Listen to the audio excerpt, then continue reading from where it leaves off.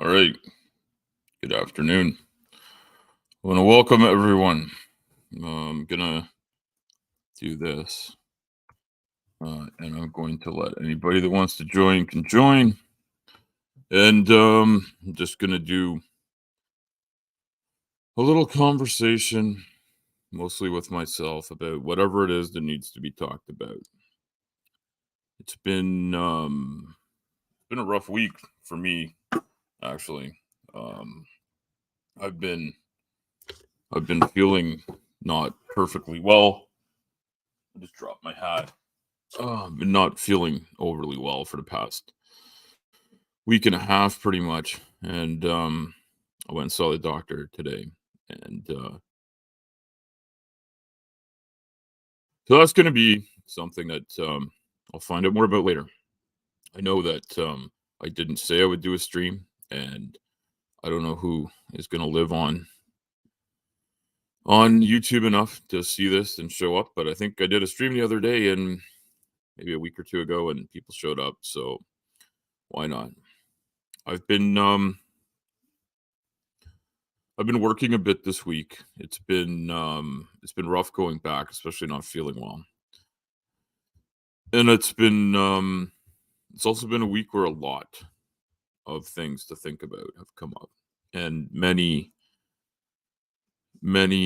of the streams that I've watched have been pretty heavy and pretty serious. And I think the last one I did was kind of that way. And I also, even some of the fun stuff I do, like over at Slim's channel, I got to figure out how to like link stuff and share stuff with people and put things in my notes and whatnot. And I'm really not very good at this, and I'm not a professional content creator. I'm not even an amateur content creator, I don't think, because I've just kind of like turn things on and do whatever. And um, yeah, I haven't really figured out what I need to do. And I realized that I lack acuity with things like audio and video, and I do enjoy goofing around with AI, and that goofing around has produced my background. Number of my backgrounds are produced that way, and I do enjoy art in general, and I enjoy that, and I enjoy having my words turn into images. It sometimes gives me what I expect, sometimes not. Um, and Yeah, I find it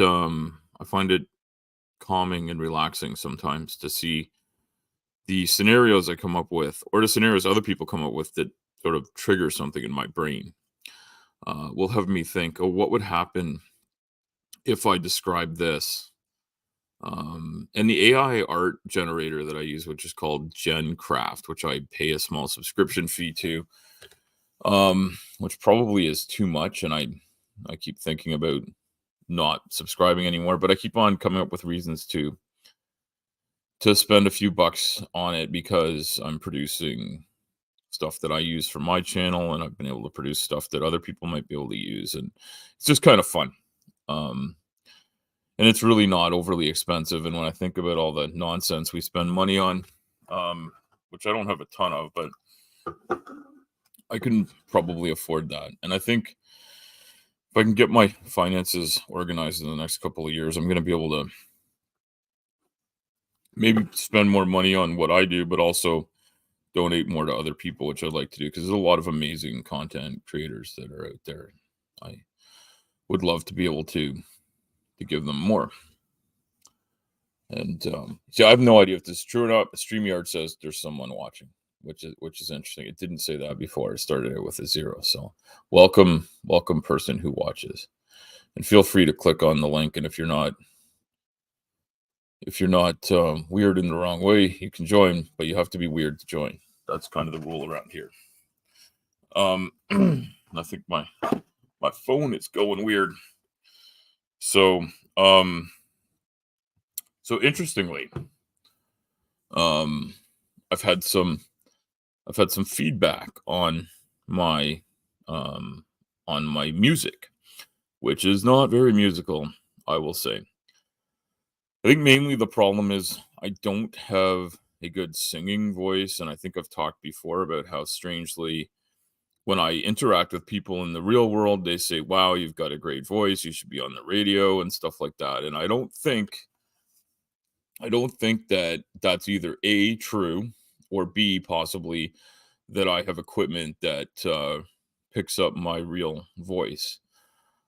Because when I listen to myself on a playback or editing or anything like that, I'm like, what the heck is anybody talking about? But it's amazing the amount of people that say that to me.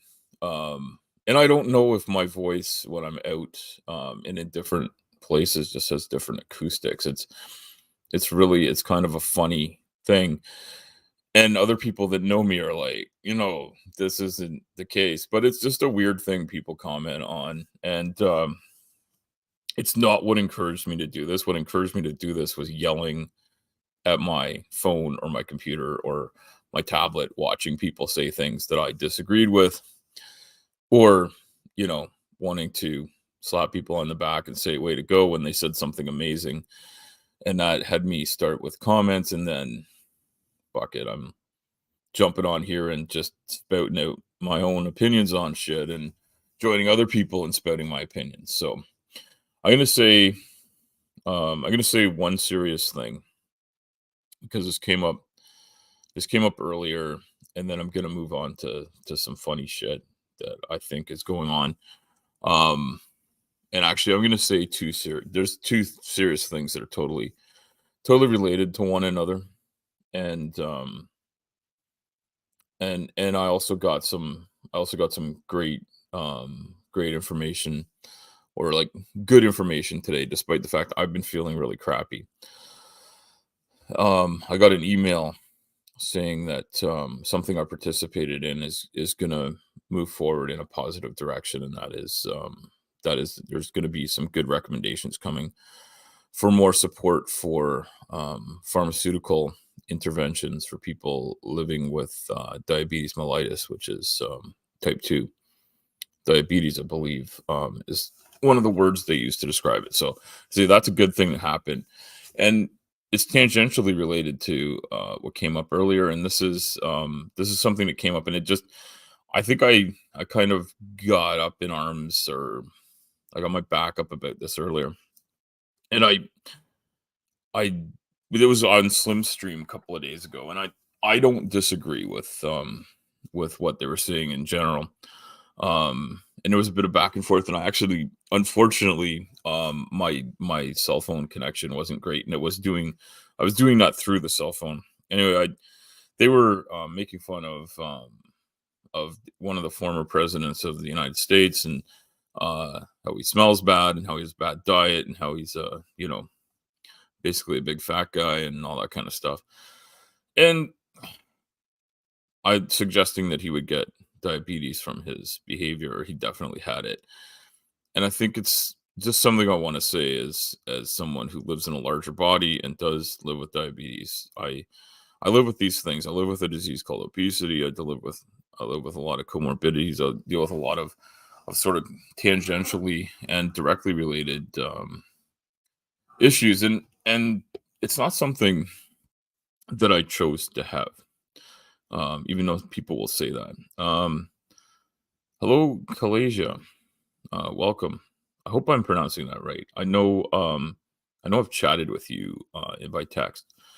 And yeah, it is something that's not something we should make fun of. So I'd far rather call into question things like Donald Trump's behavior, the things he said that are 100% untrue, things he's done that are extremely damaging politically, things he's done in his business and personal life that are damaging to other people. Um, Rochelle, okay, that's yeah, I don't know, I just don't want to say uh Kalasia incorrectly, because uh I think I heard someone else trying to pronounce it, and they were wondering if it's Kalasia or Calasia or Cal Asia, like California and Asia put together kind of thing. But Rochelle, I can go with that, and you can call me Al. Uh, Calasia, like that, Calasia, or no, maybe not. I don't know. I'm not really good with language. I'm Which is a weird thing to say because I do a lot of talking. I do a lot of writing. Um, and I have some acuity with bending language, but I'm not well trained. Gamer name, yes, yes. Gamer names are fun. I haven't been a gamer as of an online variety. So that's something I'm not super familiar with all of that, but I know what goes on sort of. I've seen people gaming online and talking to each other. And I've joined in the conversation, but I've never joined in the game, which is which is fun. The things people say to each other while they're gaming are interesting and fun. And maybe I'll do some more of that at some point. So yes, Rochelle, feel free to join in if you want to. You owned and operated a truck for 20 years and you ruined your back doing it and stopped driving in 2004. Well, there you go. Yes. Um it is very, very difficult to be a trucker and have a very healthy lifestyle. It is possible. Um and that it's actually something I see a lot in trucking is people putting down other truckers who are having trouble managing their health, or they just look at people and say, hey, you're not this, or you are or are not healthy because of the way you look and that sort of thing, which is not necessarily true. Hey, so uh you don't have diabetes. That's good. That's good. I'm really glad to hear that, so but yeah, no, if you have yeah, if you have your mother's live with diabetes and had to be in like, and my father had it. He was once in a diabetic coma. It was really difficult to deal with. I remember my wife and I were with him, or we were visiting near him, and we went to check on him, and he wasn't well, and one of his friends thought he might have had too much to drink, and he had maybe had a drink or two, but he it was not that, and it was definitely a diabetic coma, and he had made the mistake of not eating. Um, in preparation for having a bigger meal later in the day, and he just forgot to eat, and he was busy. He was actually cooking and stuff, and yeah. Yeah, and hello, asshole. So anyway, I just want to say that oh, I'm sorry to hear that, Rochelle. That's that's that's terrible. Yeah, and my father passed about a year ago. Um and it wasn't specifically from diabetes, but he did live with it, and it was very difficult for him throughout his later adult life. It didn't come on until he was older than I am now. But yeah, it's very sad when people lose their life, and also that they they lose quality of life, which is important. And so yeah, so this is one of the things I was talking about in this thing I did. So I had a chance to speak on behalf of people living with diabetes, and they took what I said to heart and put it in their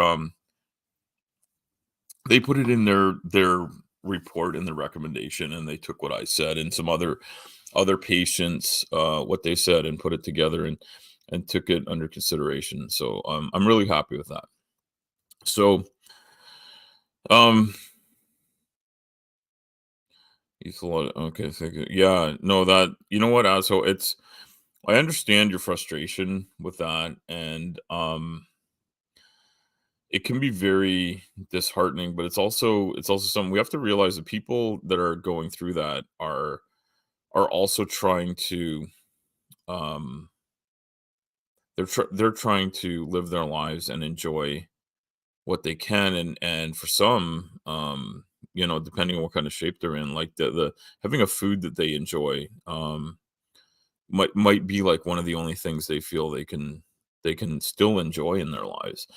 Um, and also the number of reasons that people come to be living in a larger body. Some of it, some of it's genetic, some of it is situational, some of it the obesogenic environment we live in, which is particularly hard for people in trucking, and I've pointed that out before in an official and an unofficial capacity. It's rough. Um, and yeah, no, and I'm trying to not take us all down here. Um, and yeah, um,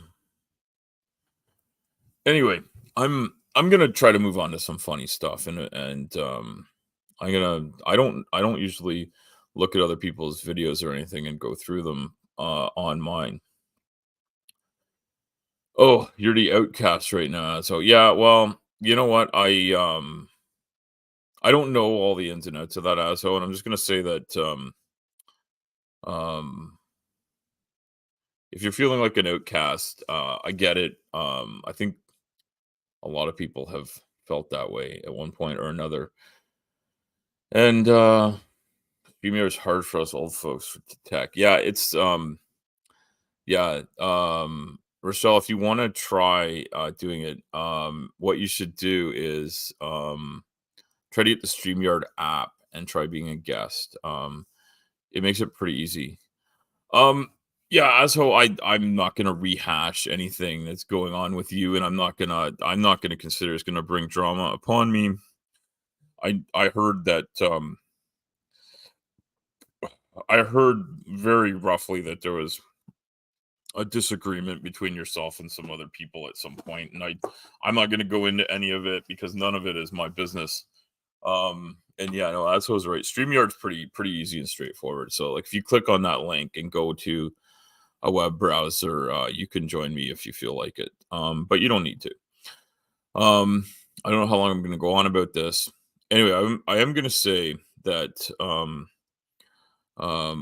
it is entirely possible um, in our community to have disagreements with people and still remain reasonable and friendly. But I also realize, and this is not specifically about you, asshole, this is about people in general, is that sometimes our reactions to things are very emotional and very charged and passionate, and they can come out in ways that are badly taken, badly received, if you will. And I think we all have those trigger things, right?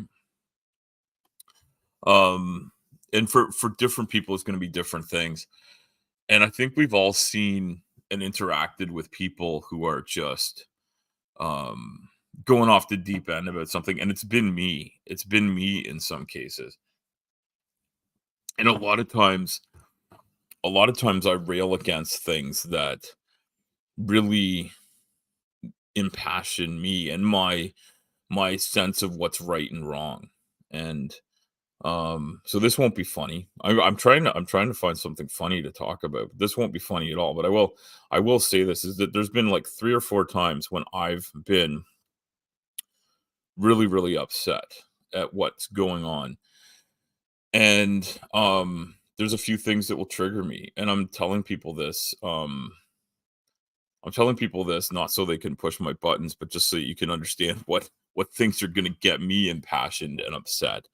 And um when people are um talking about people who are on the neurodivergent spectrum, and I think I might be on it myself, but more importantly my son is on it, and my son is an amazing part of my life. He is a pretty amazing kid. He does some just absolutely mind-blowingly cool stuff, and I love it. I love watching him interact with stuff, and he has a really rough time with some stuff. And I've seen a number of times people online have used things like the word autism as like a derogatory term or a pejorative term to describe someone. And I guess they're doing it because they're trying to like get somebody riled up about something, but they're not doing it to people in a way that would be considered maybe like friendly, you know? people razz each other about stuff, and that's something that's not cool with me. So if you come at people in a really mean, derogatory way about stuff like autism and neurodivergent spectrum, if you come at people about living with obesity or being in a larger body or related things or about things that people have really no control over, I'm going to I'm going to get upset and I'm going to push back. Um and if you're advocating violence against people um for just being themselves, um and if you're using mental health as a slur or as a pejorative term, or if you're equating people's differences as um a mental health disease or issue, I'm going to get upset. um Yeah, and so that absolutely, it's very good that we get more and more educated on autism, and I'm gonna say, someone who I think is a well-respected member of our community in general, did a great, tremendous stream yesterday about trans issues, and that would be Ember, and what what they did yesterday was amazing. Now I've got to pause this, so I've got to like figure out a way to entertain people because I've got to take a phone call. So I don't know what I'm gonna do. I'm gonna mute myself.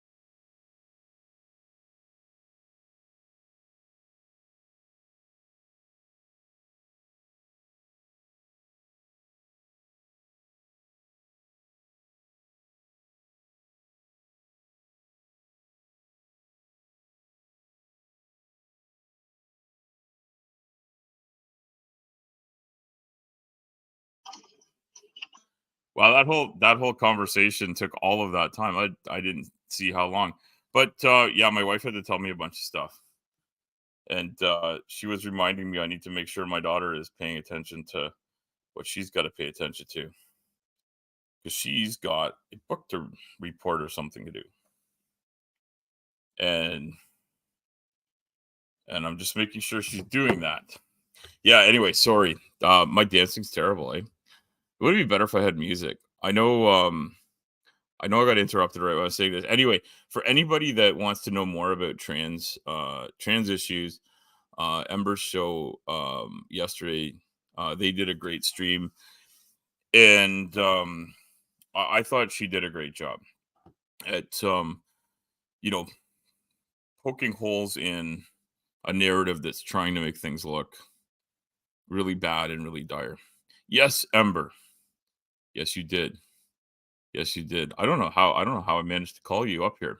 And I think I lost most of my audience when my wife called and I muted myself, which I don't know what that means. But anyway, yes, Ember. I haven't listened to the whole thing right to the end yet. I listened to another hour and a half of it today from where I lost it yesterday, and I think that might mean I've got about 45 minutes left. I've got to double check that. I think it was 5 hours in total. I might be off on my math there, but yeah, I might still have over an hour left. But a lot I think I got through a lot of the meat of the I don't know if it's a movie, a docudrama in that there's like a documentary being played in parallel um with like a dramatized situation, right? There's real people speaking, and then a dramatized version of what people went through. Um anyway, yeah, that's not a fun topic. Um but definitely one we need to have these conversations with. And yeah, and Ember, I you might be busy. You and everyone is welcome to come on here. I don't think I pinned this thing. Um, BBS, BBS, Bulletin Board Service. I'm putting. I don't know how to like pin things, so I'm gonna I'm gonna put this here again because like I think these comments like disappear, right? Um, oh, be back soon. Be back soon. Oh, it's dinner time for the cats. Yes, you have to feed the cats. Uh, we don't have cats at our house mostly because I'm allergic to them. Because I think my daughter would have every animal. I think she'd have pretty much every animal living in our home. But we have a dog, we have fish. So it's not bulletin board service anymore. That shows you how old I am. Um, so I've been on this long tangent here about Ember after my thing. Oh, Ember, you did show up. Okay, this thing's supposed to ding or what? Sometimes it dings. Sometimes Welcome, welcome. you get the doorbell prize. I got no bells. No Yes. bells. Hey, Dave is here too. Hello, Dave. Um, so yeah, well, welcome. Welcome. And hopefully you can come up with something funny to talk about because all right, see you later, Azo. It's good to see you. Um, so Ember, if you want to talk about something fun, bring it to the stage here because I've been talking about like all the things that have pissed me off this week. And your video didn't piss me off, but it brought up a lot of topics that people's Yeah. people's misunderstandings of other people's issues pisses me off. And despite the fact that I am not directly touched by trans lives as much as obviously yourself, but I am getting to become friends with a whole bunch of people that are trans, and I count you among them. So I'm starting to get to know people and understand that there's there's more to this than what's been out there, and I definitely was one of the people that just didn't understand, but I never bore any ill will to this. And one thing you said multiple times yesterday was about not having the language, and I remember people that I knew in my childhood who I didn't have the language to describe, but basically I think of two people who were um born in male bodies who really seemed to wish that they were in a female body and that they were female, and they never talked about wanting to change their bodies, but they basically preferred to be um, they preferred to be feminine, I guess, for lack of a better way to describe it. And I had no way to explain that, nor did they back then. Even if the words existed, they weren't part of the colloquial expressions being used around my place. Not at my home, not at my school. So I appreciate the fact that some of the conversation has come from developing actual language. Hmm. Yeah, there's still. It reminds me of Orwell's 1984. How there's that principle as they hone down the language of newspeak to make it harder and harder for people to convey certain ideas. At a certain point, Orwell argues it'll be impossible for people to rebel against the party because they won't have the language to convey ideas that would make it possible for any kind of organization between people to even happen. Yeah. I don't know if they could ever actually reach that point, but it's kind of the same thing in reverse. As we gain access to more terminology and more understandings, the ability to communicate concepts quickly and efficiently, that is the superpower of language. It gives us sort of a modified telepathy. We can send ideas directly from one brain to another. But when we don't have a prepackaged term, then we have to go through the long way. We have to go through the entire description and fumble with thoughts and feelings and experiences and so on and so forth. And a lot of times you just can't quite get the thought all the way across.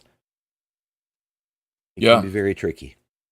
No, I find I'm often at a loss for words, despite the fact I say so many of them. Um, I'm overly verbose, and my wife sent me something interesting this morning, and pointed out to me that she'd sent it, and I having the right vocabulary to have a discussion is super important. But she sent this thing to me that said that as a parent of a neurodivergent child, you have to remember that a lot of talking and words and language is confusing and difficult for them, which I think is probably not universally true, but maybe tends towards being more true than not true. Um, and I over explain, I over talk. I think I do what people call mansplaining, or my wife thinks it's mansplaining anyway, and it's a term I dislike because oftentimes what I am is someone who happens to be male and is also super passionate and excited about something that I want to talk and share about. But that's a conversation for a whole nother day, I guess. Yeah, the term does carry certain sexist connotations with it. Although, as I've posed to many people, I've been mansplained to by as many women as men over the years. Yeah, I don't like that it's called that, but you know, it's a word. When you say it, people know what you mean, and or generally do. Like sometimes a man explaining something doesn't automatically make it mansplaining. There's that required element of telling someone how to do something that they already know better than you do because you assume they do not know better than you do. yes, and I think that's probably not something that comes out of gender, but I'm sure it can, and I'm sure many people presume a lack of knowledge um on the behalf of one person or another. um and I spent a lot of my life in a extremely jargon filled industry, which was commercial construction, and I would often start conversations with customers um by asking them what they knew and understood. So like I would try to match my vocabulary and my explanations to what their knowledge was rather than assume they did or didn't have it. And I'd never based that on gender. I based it on the fact that most people aren't contractors. Hmm. Hmm. So, that's but I'm sure some people thought I was doing mansplaining, but when you're about to like tear down a whole bunch of someone's workspace and rebuild it and make it turn into something else, having clear conversations about things is definitely worth doing. And a lot of times the words we use are extremely um vocation specific, or they're words that mean something in common parlance that they don't mean when um they're brought into the conversation about like what like the actual trade you're in. Yeah, it makes sense. Sometimes you can't help but explain something to somebody that they already know as part of a longer explanation. Yeah, Like good talking point. about how to uh, install drywall, right? Like it necessarily includes talking about how you drive the nail, but that part is critical to explaining that you've got to make sure the nail goes into a stud, not just into the space. Exactly. Yeah. Yeah. No. And yeah, if you're trying to explain why you have a pop or why, like, why something isn't working, you say, okay, the way we're going to fix this is this, and yeah, you might give a more detail, more explanation than strictly needed. Um, but yeah, a lot of it has to do with communication style more than it does an assumption or presumption of ignorance on behalf of another person. And I think it's important to check ourselves if we're doing something that's offending people. Um, and yes, Rochelle is correct. We typically put screws in It goes to show how much I to know. dry. Um, I there are haven't such a installed thing as drywall drywall. since I was like 14. Yeah, well, I um I actually I've installed very little drywall. I've mostly had other people doing it, but in commercial construction, it's almost exclusively metal stud construction, and you can't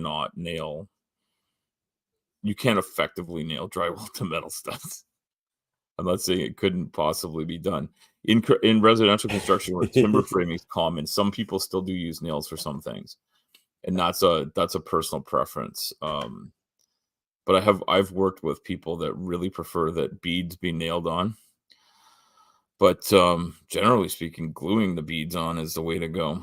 In my experience, more recently, when plastic beads have taken over from metal bead, and the fact that I'm talking about beads here and not explaining what that is might mean that a lot of people don't know what the heck I'm talking about and think that a bead has something to do with something you might make a necklace or a bracelet out of.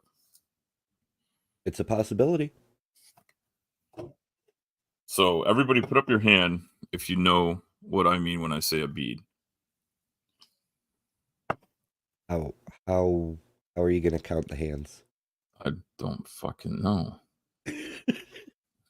Ember, stop one of your hyperspace stars just ever so slightly.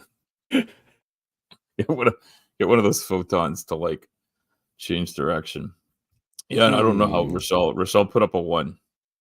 Yes. Okay. So Rochelle, what's a one? A one means yes, you know, and a two means no, you have no idea why I'm talking about beads and drywall at the same time. Usually one is yes. I think that's the Yeah. tradition. One is yes. Okay, so Rochelle knows what I'm talking about. It's like I think like this is one of those things where like I talk about like a D200, a D300. I could talk about like a whole bunch of other weird things. A half bead. I could talk about um, flexible bead, um, and a corner bead and stuff like that. Um, so Ember, tell us, do you know what I'm talking about? Because Rochelle says they're missing context, and you started the conversation about drywall, so obviously you know something about it. I the term could refer to a few different things if I'm remembering anything correctly, but I believe it's the metal bit that you put over the drywall edges to make it smooth so you can do stuff to it. Yeah, exactly. Yeah, so corner bead being like a standard sort of 90-degree corner. Yeah, and then a D200 is some people call a half bead is one where there's like there's a straight metal edge and a tapeable edge, and then there's also something they call a J mold, which can make a straight edge, but you don't actually have to tape the edge in. And there's a whole bunch of other Fancy. terms, and then yeah, everyone uses plastic now. Yeah, so Rochelle's correct. Like plastic's very common, and it's often glued on. But metal is still preferable in many cases. It depends. It depends, and they're also using round beads now, where there's like the plastic already has like this molded in sort of rounded thing, and people have these nice sort of rounded corners, and um, Ah, real walls have curves. Yeah, real walls have curves. That's right. So yeah, no, I find I don't know if anybody's actually finding this conversation interesting, but I have moved into the trucking aspect of things, and I've had to learn a lot of jargonese in trucking, and I know that Rochelle and Amber and I all know trucking terms, right? The mud will break off of because there's no real bonding. Well, Rochelle, I disagree, but it depends on how it's installed. But a proper metal bead, and it is possible to break them off, but a proper metal bead will have holes in it that allows the compound, the mud, which you're calling mud, but the taping compound should slide in behind it and should bubble out and get a good bond. There should also be a rough texture on Is it, and that you what also those need to slots and clean it. things are for? Yeah, those little holes in it should allow mud to go and sort of dry in behind it. Built badly in '97. Yeah, curse it. Yeah, you know what? There were a number of periods of time where big building booms led to bad tradespeople getting into jobs, and it happens all the time, and you can see it. You can see quality of construction go up and down. And I've worked in buildings from. I think the oldest building I worked in was probably from the 19th century, and the newest one I ever worked in, or one being built like a couple of years ago. So, well, and technically right now too. So, Ooh, I used to have um, a house that was built in, oh shoot, I think it was like 1861 maybe. It was yeah, pre-Civil War, but not long okay, pre-Civil War.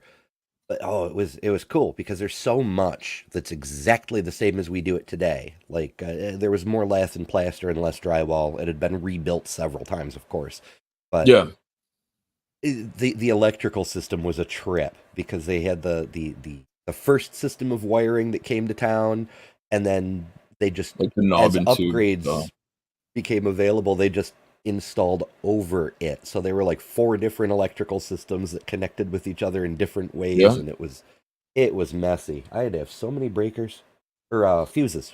It still had yeah, fuses in some fuses on spots. hand for a fuse Yeah. box. Yeah, yeah, and I did the same for a number of years in our home, which we rebuilt our home a few years ago. I guess maybe 5 years ago now. Maybe six. It's been a while. But we lived. My wife and I lived here, and had the early part of our children's upbringing was in a house from the 1870s, which we decided to tear down because, sadly, I knew what it would cost to try and rework. 1917, yeah. So 1917 would have a home with a knob and tube system first, and then a lot of people would have maybe kept that. And for a lot of people, what happened was they did renovations in the late '60s, early '70s, and put in aluminum wiring, and then aluminum wiring became a bit of a problem. Um, and It's only a problem if it's installed mixed with other things that it doesn't belong with, but that seems to happen a lot. So, um, arcing and deterioration of mixing two metals together. I mean, it's really just basic physics, right? Physics and Yeah. chemistry, you know. You put things together the wrong way, and you could just have problems. It still had knob and tube, and we moved in a plethora of newer. Yeah, so that and knob and tube isn't necessarily bad, but it has so many problems because of the way it was in the first place, like the lack of electrical safety in its original design, and the nature of what it's put together with leads to almost certain deterioration over time. But it doesn't mean you can't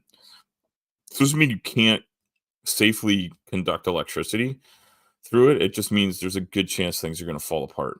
Um, yeah, I mean, it's physics and chemistry. Like a lot of the parts are made of ceramics, and they dry out, crack, and fail. And the coverings, the insulation coverings on them are really not well made, and it predates most plastics and stuff like that. So um plastics aren't amazing for the environment, but they're super excellent and inexpensive, and come in different flexibilities and stuff that work really amazingly well for insulation, right? So I Yeah. think, we've seen so many different things happen over so long, and we've developed. Well, I think we've developed just like amazing technologies and materials and things that can make things perfect. Yeah, the cloth wiring with no grounds. Yeah, so grounding's a relatively modern invention in electrics, and um yeah, and the insulation, yeah, so touching the wood, yeah, so like ceramic knob and tube, they have these little insulators that run, so you drill a hole through a stud or a joist, and you put this little tube in, and then you run the wire through it, and well, that thing can shake out of place, it can crack, it can, whatever happens to it over time, and then all of a sudden you have, a wire that has little to no insulation over it, that, 100 years later is gone, and then you have arcing, right? Yeah, they break easily, you're right. Yeah, so Rochelle's, like, pointing out some of the, things that sort of make it a disaster, and if you think about, like, a modern wire with, like, like, in house wiring, you'd use Romex. In commercial, it's almost always gonna be in a conduit or in a metal, flexible, cable made of, like, something we call BX, which is the armored cable. I don't know if, like, it's probably regionally referred to differently. Um, but yeah. Yeah, arcing and old dry wood doesn't go well. And I don't need to tell anybody that. I hope nobody feels like I was mansplaining that. I'm just pointing out the obvious for fun. Yar. Yeah. I mean, well, if you want to start a fire, this is a good way to do it. Yeah, yeah, well, absolutely, and I mean, like, I have a cool little, piezoelectric, lighter. I have an insert for, like, my old Zippo that gives me a butane lighter with a piezoelectric, thing, so a little conduit, or not conduit, I'm reading conduit. A little, circuit runs a little electric, arc, and the butane lights, and instead of having, like, a little flint and, naphtha type, gas sort of coming off a wick, it gives you, like, a butane torch type effect, and, it's really handy for, heat shrink tubing, which is another thing that makes electrics safer, and, as all of us who are truckers know, heat shrink tubing, to solve yourself a bad issue on the road is, invaluable, um, because not having good electrical circuit, can put you out of business pretty Hmm. quickly. And so I'm sure all of us know how to do a little bit of, like, low voltage wiring, or, like, 12-volt wiring to keep a truck on the road so that we're not stuck in the middle of nowhere for no good reason. And, Yeah, people keep yeah, trying to get me to fix their lamps. I'm their like, it's lamps. yeah, you know some basics about wiring. I'm like that's not what I do though. Okay, well, Ember, I didn't know you were, are you, I know you've been a trucker, and I know you have a lot of science knowledge. Have you worked in electrical, yourself? After a fashion, my department in the Navy had to do with electronic things that blow up. Oh, okay. Like, electrically, actuated ordnance, or you mean, like, things that blow up and need repair?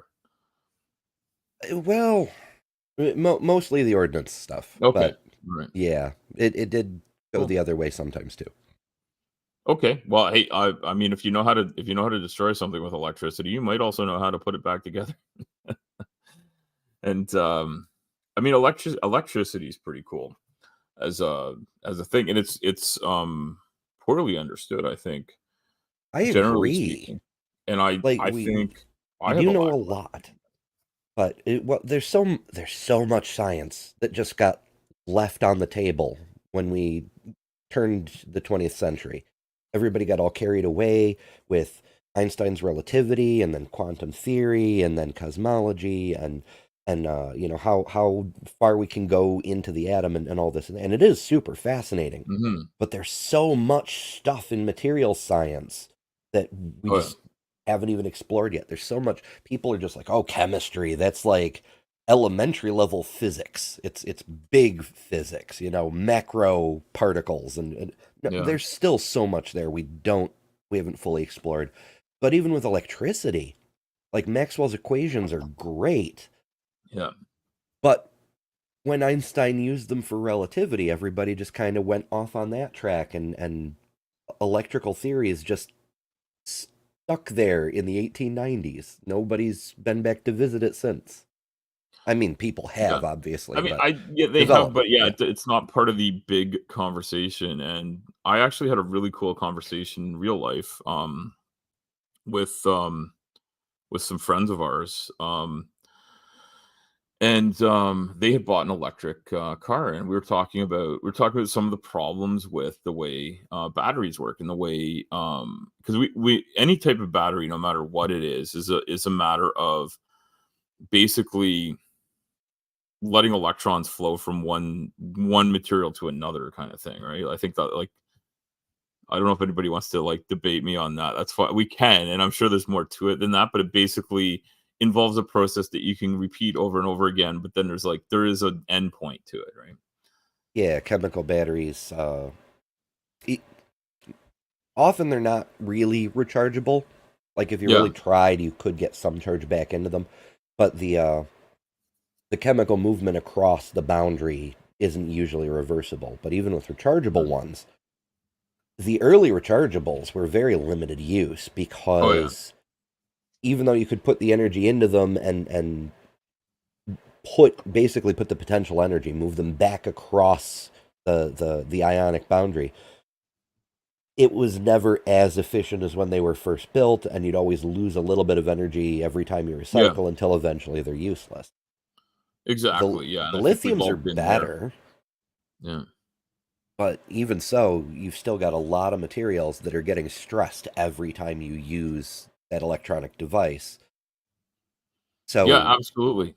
yeah, And everything wears electricity out. isn't free. That's the thing. My mind is blown by the idea that, um that people think electric vehicles are gonna be free to use, but electricity isn't free. I see my electricity bill. It's not fucking free.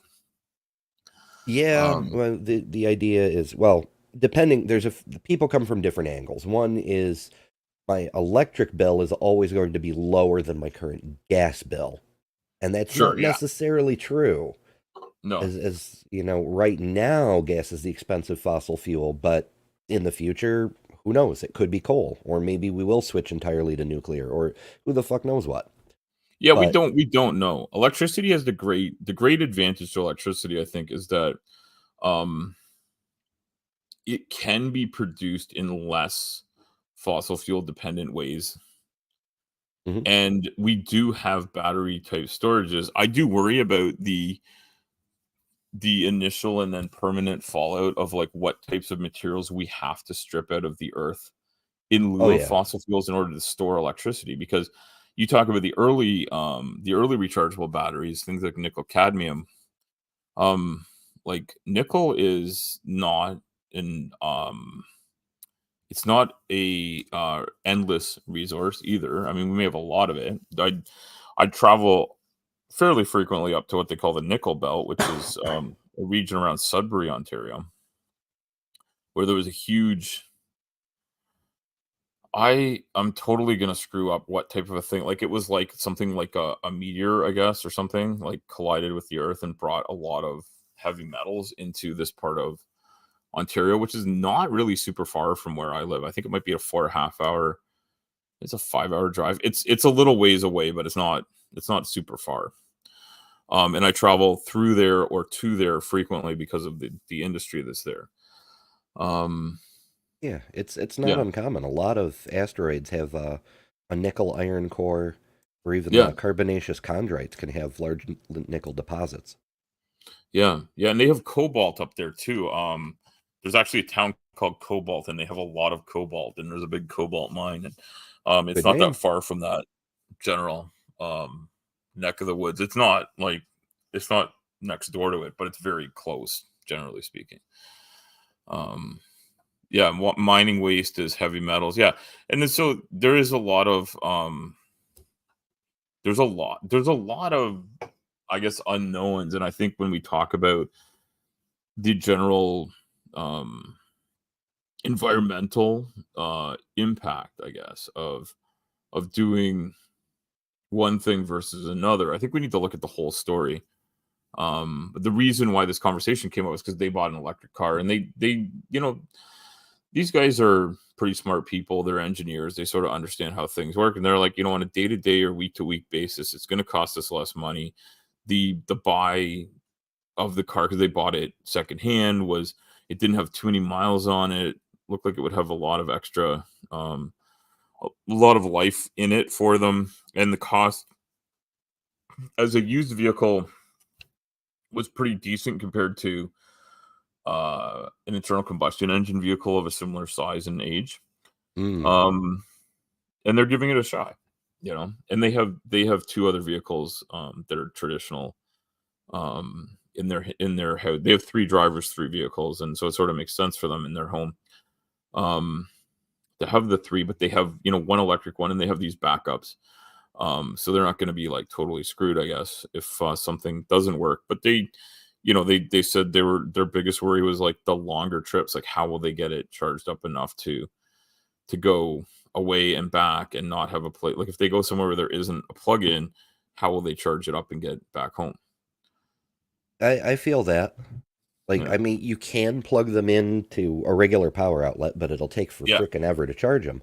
My kid goes to school 3 hours away from me, Yeah. and most of the electric cars that are anywhere near my price range, even as used, only have a 2 hour driving range. So instead of it being Yeah. a 3 hour trip to go visit my kid or pick them up from college, it's now a 11-hour trip because I have to stop for 8 hours to charge the car Yeah, no, and that's 2/3 of the like, way there. yeah, that's yeah. Yeah, it's okay for the most expensive ones. Yeah, so and I know like American versus Canadian prices and stuff might not make a lot of sense, but like I think they paid in the very low 30s Canadian for this. So I think that would probably put it in the like I think it's about a 30% difference. So maybe it's in the low 20s. Um if I do the math like really off, like shooting from the hip. But that's not nothing. That's a chunk of change in either Mm-hmm. currency, right? Um and I think like you could pick up a reliable-ish gas-powered vehicle. Um like I don't think you'd find an electric vehicle for a lot less than that, like maybe a few thousand less here. But you could pick up like a reasonably reliable gas-powered vehicle here for you'd probably have to spend 12 to 15 to get something that you could rely on fairly well. And I know people that have spent that kind of money that have also then had to go and spend a couple more getting it back on the road. Um, Even though it worked the day they bought it, things were wearing out on it super quick. Um, Rochelle's just said Toyota working on a 750-mile range and a 15-minute charging time. That's impressive. That's really impressive. I would love to see what it's like dealing with a vehicle like that, because I know I couldn't, even with my ability to drive long distances, I could not put in 750 miles without needing some kind of a break myself. So um that would be the kind of range that would work. I also wonder about hydrogen fuel cells and stuff like that, where we could maybe have other things, but there's never any such thing as a free lunch. And getting Mm-hmm. like one of the things that was pointed out to me not so long ago is that we've discovered alchemy, right? Like we can make gold out of other elements. The problem is the energy Technically. input required to do it is so high Mm-hmm. that it's cheaper to just find gold. Literally, yes. So you may as well just keep mining for gold, because as rare of a resource as it is, and it does seem to be a really, I guess, I don't remember all my chemistry perfectly, but I think the main thing is that gold's kind of inert and doesn't it doesn't have some of the sort of I'm sure it does oxidize or whatever, but it doesn't have the oxidation problems that some other metals have, and so it works really well for certain types of like electronics and computers and stuff, and maybe some other stuff. I'm not sure, but I think it's beyond just being pretty at this point. But being rare and pretty and useful will make something cost some real money. Oh, for sure. Yeah, the gold, different cultures valued it for different reasons, but the main thing across much of history, the reason it was used for art anyway, is Yeah. because it doesn't oxidize per se. It does corrode, but I don't know. It's you do still have to polish your gold, or it'll turn green on you, you know?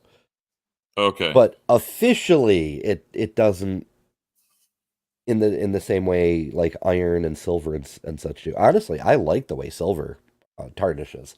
Adding that black sheen behind the bright upper surface of silver always looks really cool, but maybe I'm Yeah, sort weird. of patina. I think brass can do the same thing in a sort of a neat way sometimes as well. Um, yeah, no, like in silver, I mean, it's always nice to polish up silver, and they have these chemical polishing compounds that'll take it away. Um, Gold turned green if it's not pure. Yeah, I know, and I'm sure purity of anything is going to be an issue, and I know that a lot of people put copper roofs on things because few years later it gets that green patina thing going on.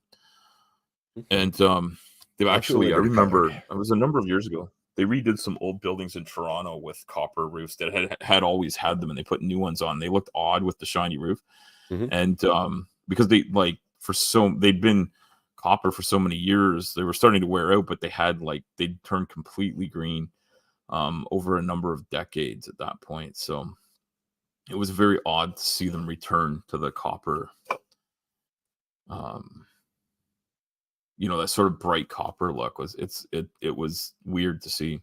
Oh yeah, I get that. It blew my mind when they redid, or well, what is it? Revamped, I guess, the Statue of Liberty, and it Oh had yeah, those bright copper patch. I'm like, what? And then they showed yeah. me pictures of what it was like when it was first put Looks up. like when they delivered it. Yeah. Yeah, and I'm like, Again, it's a what? marine environment. It's a marine environment too, so I would imagine like it sort of like has a quicker transition. I don't know, but um yeah, it's I never went on a tour of it, but I only was in New York once when I like in New York City when my sister lived there, I visited.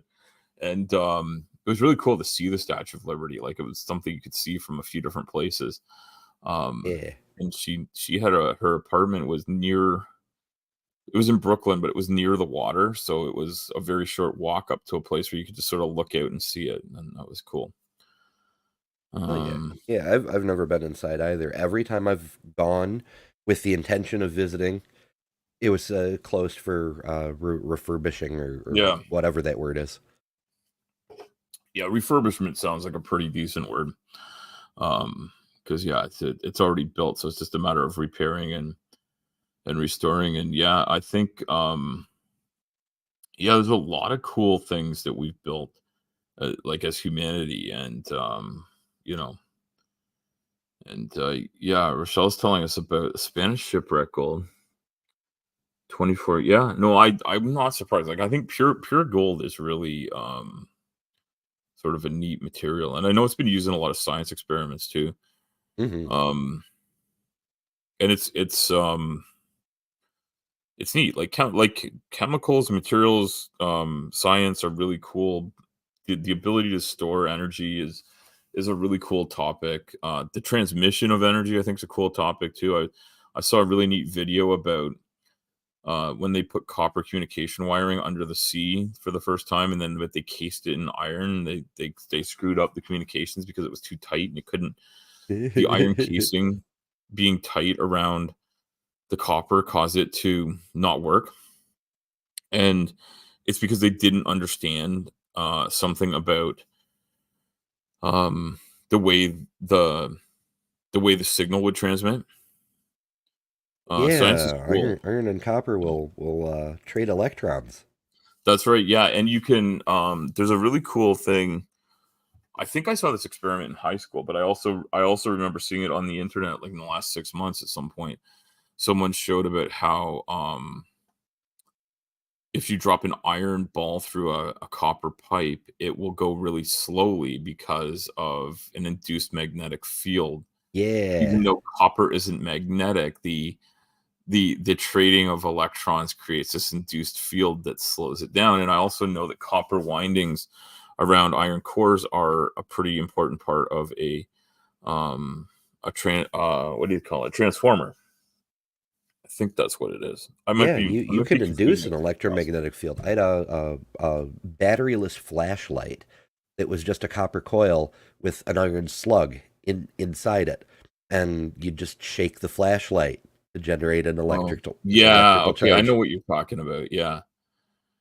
Yeah, yeah, yeah. I think it kinda makes you do an amusing motion, Yes. as you shake it up, but yes, yes, I know what you're talking about. And I also have somewhere, and I think these are pretty common, I have somewhere kicking around the house here, a little radio that you wind up with, like, a little thing that, like an old school, like, window winder from the old days of before electric windows, in a car, Hmm. and you Hmm. just sort of wind that around, like, I don't know, like, probably 50 times, and then you can listen to the radio for half an hour. Hell yeah. Yeah, So, mechanical springs, like in mm, old clocks and shit. Those yeah, were our batteries for a very long time because exactly, yeah. you'd store kinetic energy instead of chemical energy. Mhm. Yeah, no, I think, like, and I think some people have made some pretty cool pseudo, um, what's the word for, like, the thing that, like, perpetual motion devices? And people have made some really cool, like, pseudo perpetual motion devices because they've put something like some sort of like a heavy wheel in a vacuum, and they've taken out a lot of different things that would be parasitic draw on its motion, and they get it going. It will last for like a pretty long time, but it still needs additional energy put into it.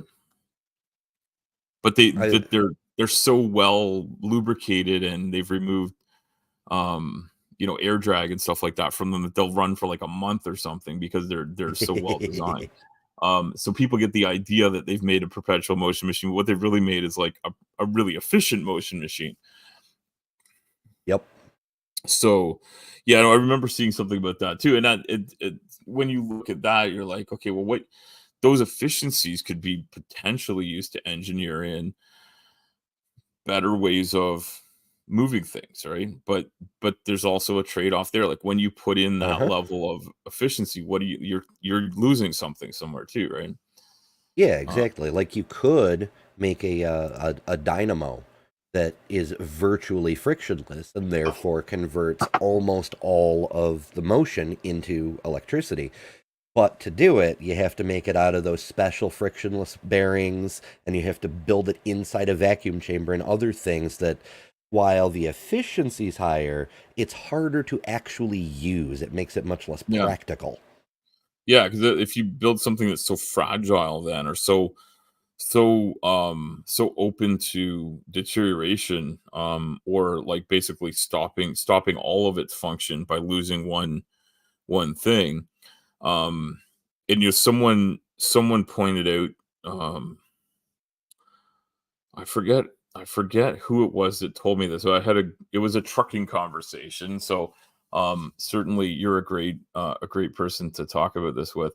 Is that they pointed out how great they'd gotten at making low rolling resistance tires and super singles on transport trucks, and so that they're doing great things with fuel efficiency on trucks in the US, and they tried to get a bunch of Canadian companies to switch to them.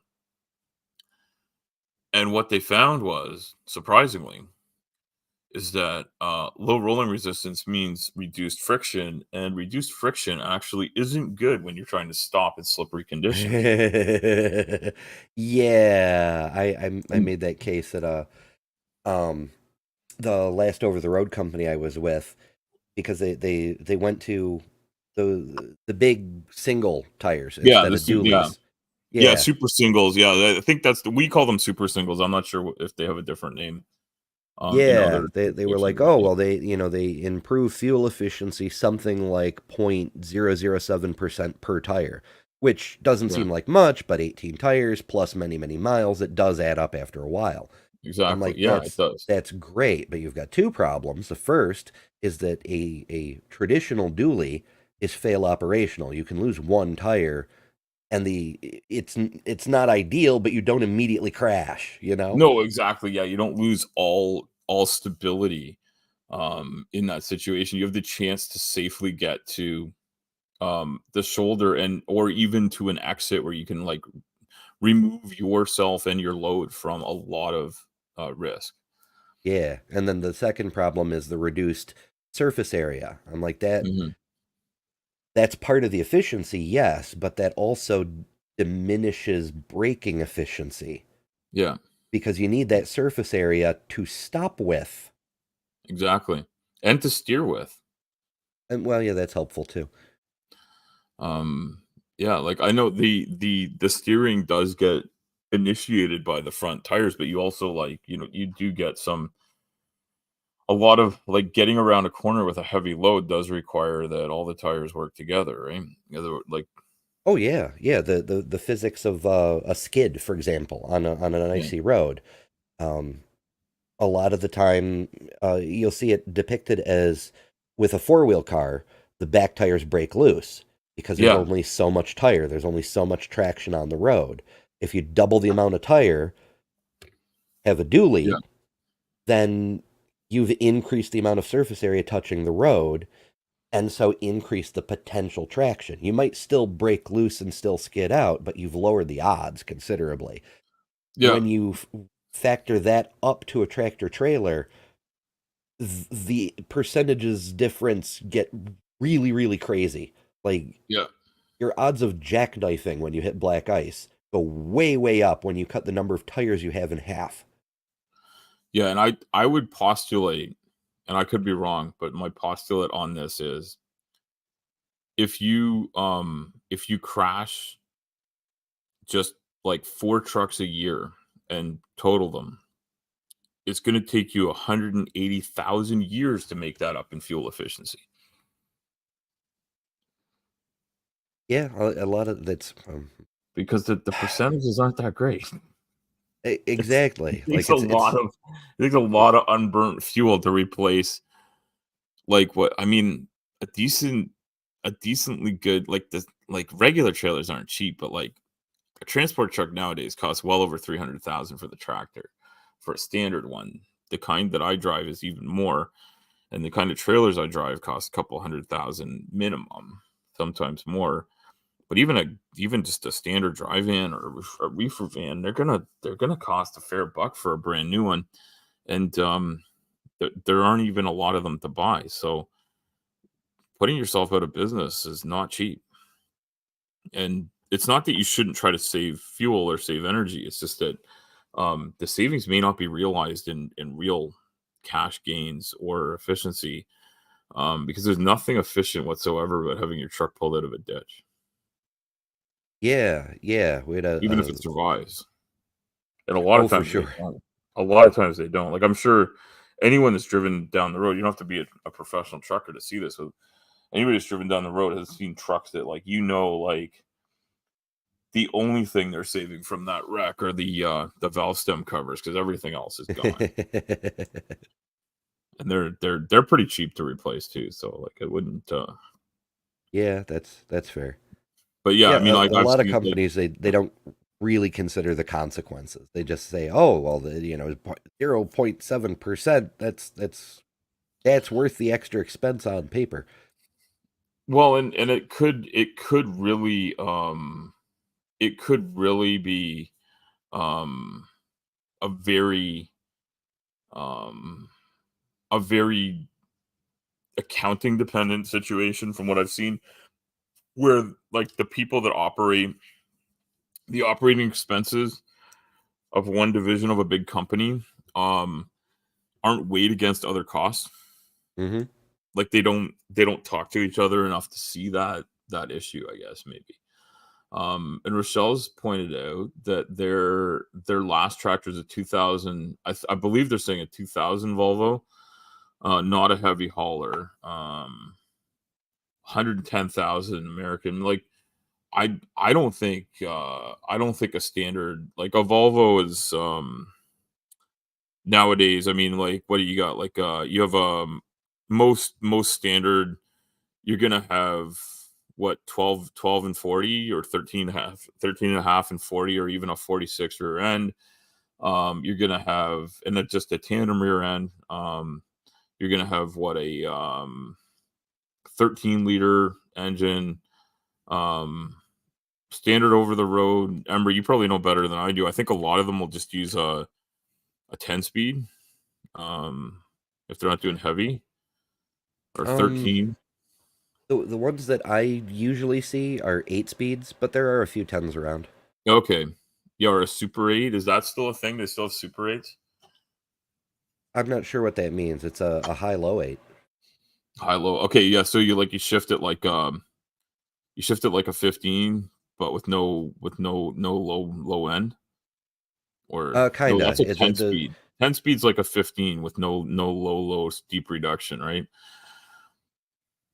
I actually only the know how to drive 15s, 13s, and 18s. I've never operated any of the other ones, but I've been told a 10 and a 15 work the same way. it's Full possible. lockup rear 40. Okay. 18 speed Cummins 14-liter. Yeah, so 600 horse. Yeah, no, that would be a good setup. So like I have a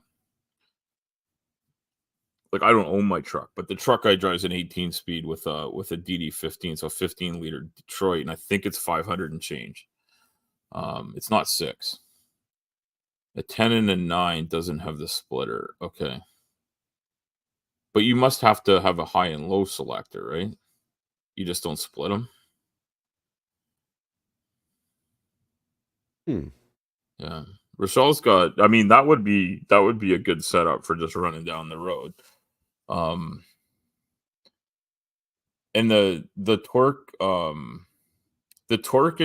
and horsepower numbers are like I've driven we have a couple of trash Cadias and I've driven them and they have a DD16 in them. They're newer trucks with an 18 speed and they will haul faster up a hill with a decent load, but not like I wouldn't call it a heavy load, but like something around like a 40-ton payload.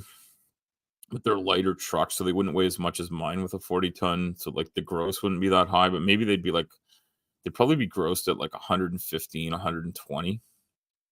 Yeah, we have like the company I work for, we have a lot of freight shakers. Mine's a Coronado cab on what they call an SD 122. But the frame I have a double frame. My truck has a double frame, a 22 front, a 20 pusher axle or a lift axle, and a 46 rear. And I can't remember off the top of my head what the rear end ratio is, but it is set up for moving heavy weights. And the pusher axle just comes up and down with an air switch on like the bags are just isolated so they just go up and down. I can adjust the I just adjust it with a knob in the cab to try and pick up some of the weight, and I usually adjust it to be about 5 psi lower than the rears, like the drives.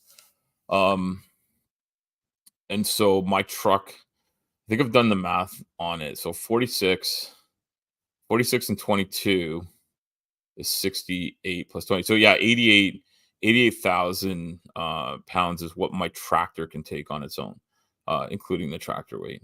80K up Donner and Damn. Stupid is 50 to 55. Yeah. So I don't know if is Donner the Donner Pass is a well-known one in the States. Would that be like a 7 or 8% grade? I think it's 7.5 for most of it, but it does Yeah. have other. It's been a long time since I went over it, Yeah. but Yeah. yeah, And our, it's. our company bought like I think they bought 4 used Kenworth heavy haul tractors that they're gonna put on the road this year at some point. I think they'll pull some of the oldest ones out of service. California's at 6%. Yeah, so Oh, so that's I think cool. the worst grade I've ever pulled, and Thankfully, it was not with a heavy machine. I had to go up a 12% grade, up a Oh, gravel road out of a power station in Northern Ontario. And I think I was doing 10 kilometers an hour at one point. And nice. I had to go from a dead stop and hit this thing within about 100 meters. I don't know what that is in American, but probably 300 feet. I had 300 feet of runway to get going. I started out in low, and I think I only had this was a this was a John Deere. I think it was maybe a 40-ton machine. It's in that ballpark. Um, anyway, yeah, so 12% grade gravel in the rain or snow. I can't remember. It was wintertime. Um, and yeah, I was not going fast.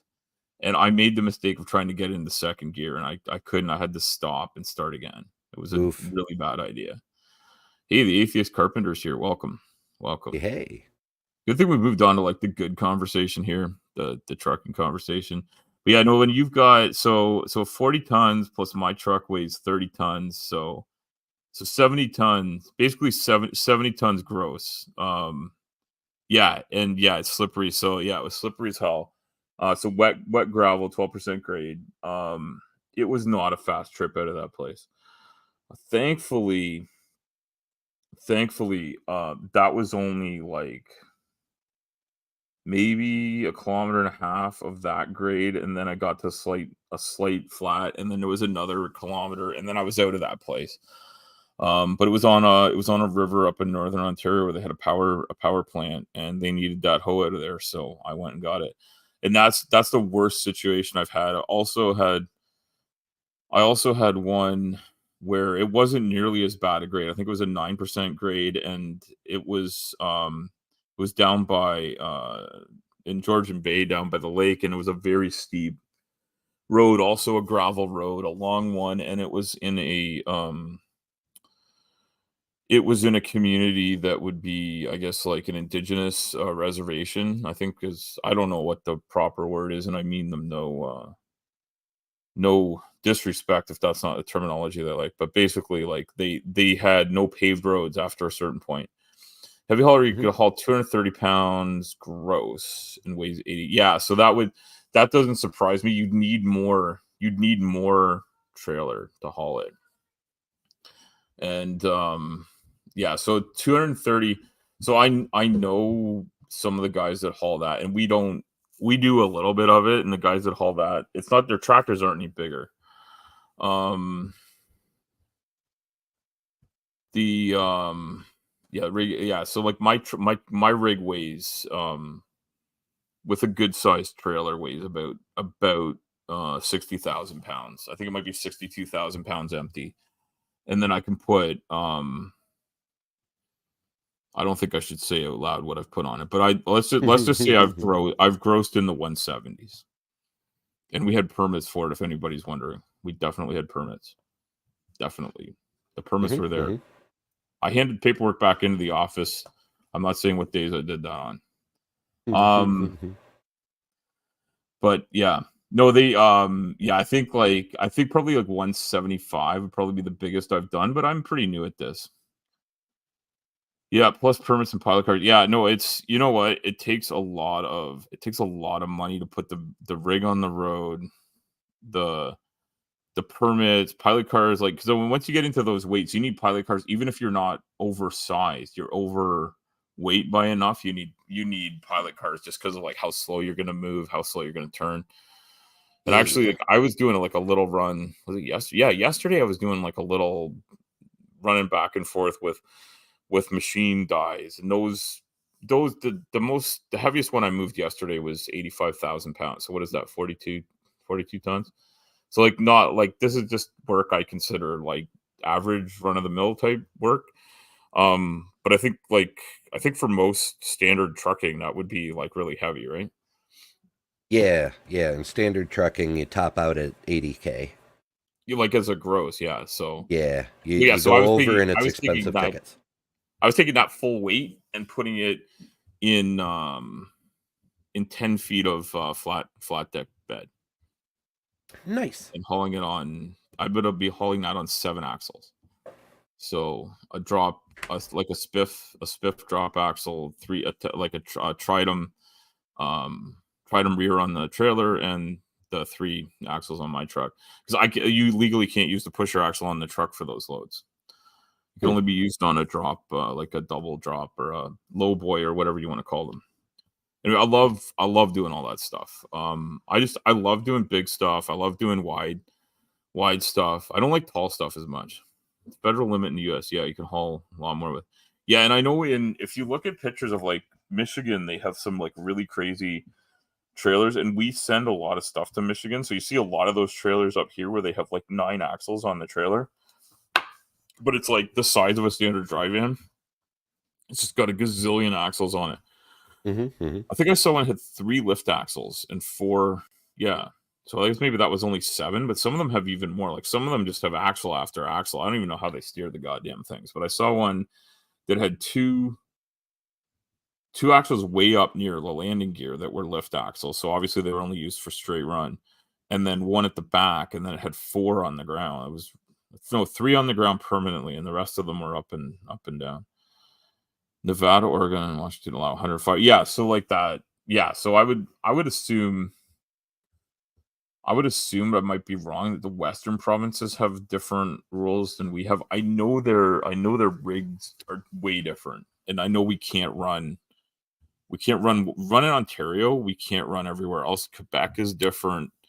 The maritime provinces are different. Like there's so many rules and regulations, jurisdiction to jurisdiction, and I honestly don't understand. Yeah, so yeah, 105 would not be a lot of money. So I don't know what our standard permit is. I know what it permits on my truck in kilos is 60 some odd thousand kilos, which would be a lot. Um yeah, 168K. I wouldn't be surprised, Rochelle, if Roberta has like much higher limits. I mean, you're basically just running on rock. What are you gonna do? Okay, Ember wants to share something. How do I do this? I switch to this and then add this to the stage. Oh, Yeah. okay. This is cool. I've seen these with the steerable rear ends. Yeah. Uh, Yeah, because these yeah. windmill Okay. turbines are just stupidly Yeah, long. they are. Yeah, yeah, yeah. A lot of these run down the 401. Um, but yeah, that they must have like I don't know if these are bigger than the ones I see around here. They may be 57 meters. Yeah, that's a lot. That is a fucking lot. Yeah, Yeah. I was looking for the way they're rigged up in the US, and this isn't the same. The US ones are just like endless wheels, as you Yes. mentioned, so Yeah. many axles. But this just looked so cool, I had to bring it up. Yeah, no, steerable rear ends. So, there's a woman who makes a lot of content, or she did anyway. I haven't seen her so much. They completely wrecked. Yeah, that would not be good, Rochelle. So there's a woman named um, I don't know. I want to say her name is something like Angelica something. She's in Sweden or something like that. Um, she's a cute little blonde girl who happens to run heavy haul stuff, and she showed off some of the trailers they have. They have steerable rear ends on a trailer that I would just have with fixed rear wheels, like, and I just have to turn it. Um, anyway, yeah, that was really cool, Ember. I like that. Anyway, I think if you're a cute blonde girl and you like show up and talk in a cute Swedish accent and show off big trucks, you can make a lot of money. So I don't know if you're planning on doing that, but I think that's a good way to make money on the internet. I don't know if I can pull that off. I Maybe if I can. use an avatar like Vice Rhino does sometimes. Yes, Instead of Vice Ryan. except Yeah, yeah, yeah, yeah, instead of being a yeah. rhino, I would just be like, I don't know, Scandinavian Well, or something. you know what I think is awesome is that like this lady Angelica. I'm pretty sure her name's something. It's Angelica or Angela, but I think it's Angelica. Anyway, she's quite knowledgeable. She knows what she's doing. She's doing a good job. The fact that she happens to be cute and blonde is like kind of a side issue to her, like her actual content, but I'm sure 99% of the clicks she gets are from the people that are there because she's a decent looking woman, she's a decent looking woman, which is kind of a sad statement because she is actually showing some pretty good content, and some of the work she's done is amazing. She works in like heavy snow, she works with like really big equipment and stuff. And she shows herself. Oh, Dave's on an animated desk. Okay, I've never thought about animating my desk, but I don't really show my desk here. Hmm. If I do this, you can see my desk disappears. Look at that. Ooh. So, but I mean, you can see I have an AI like fairly decent looking woman on the beach behind me there, and she's hanging out with some sort of a robot, I guess. Oh, Yep. Got a beach bot. yeah, Yeah, yeah. there's the other side of the coin there, with looks and attractiveness is a lot of times a person who happens to be attractive but produces good content gets dismissed because, oh, they're only popular because they're attractive. No, and that's kind of my point, is that like she is doing an amazing job at actually showing excellent work. There's a woman out there who does an absolutely amazing job at doing woodwork and blacksmith work and she makes custom swords, custom axes, just really cool stuff. It's kind of Celtic themed.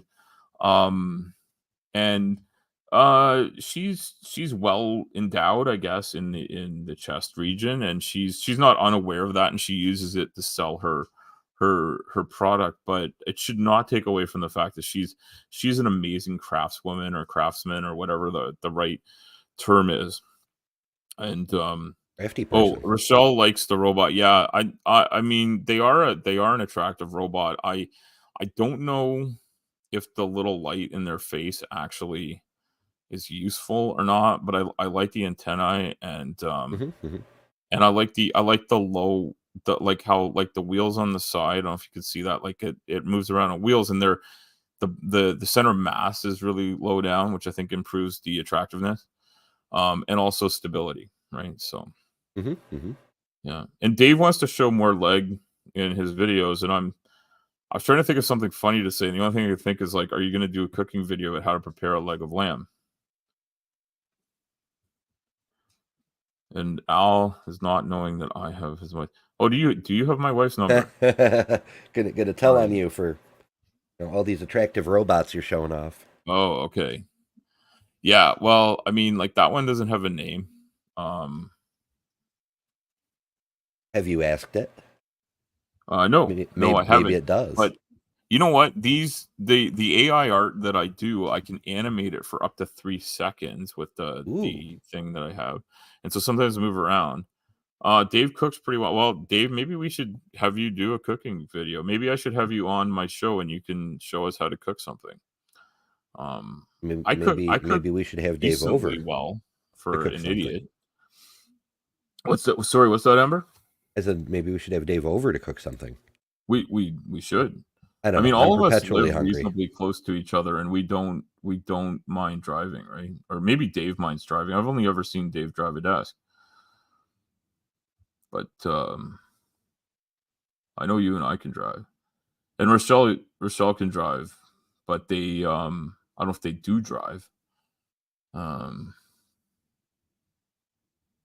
see plenty of autos. What do I? What does that mean, Dave? Ata? Auto, auto, like Atata?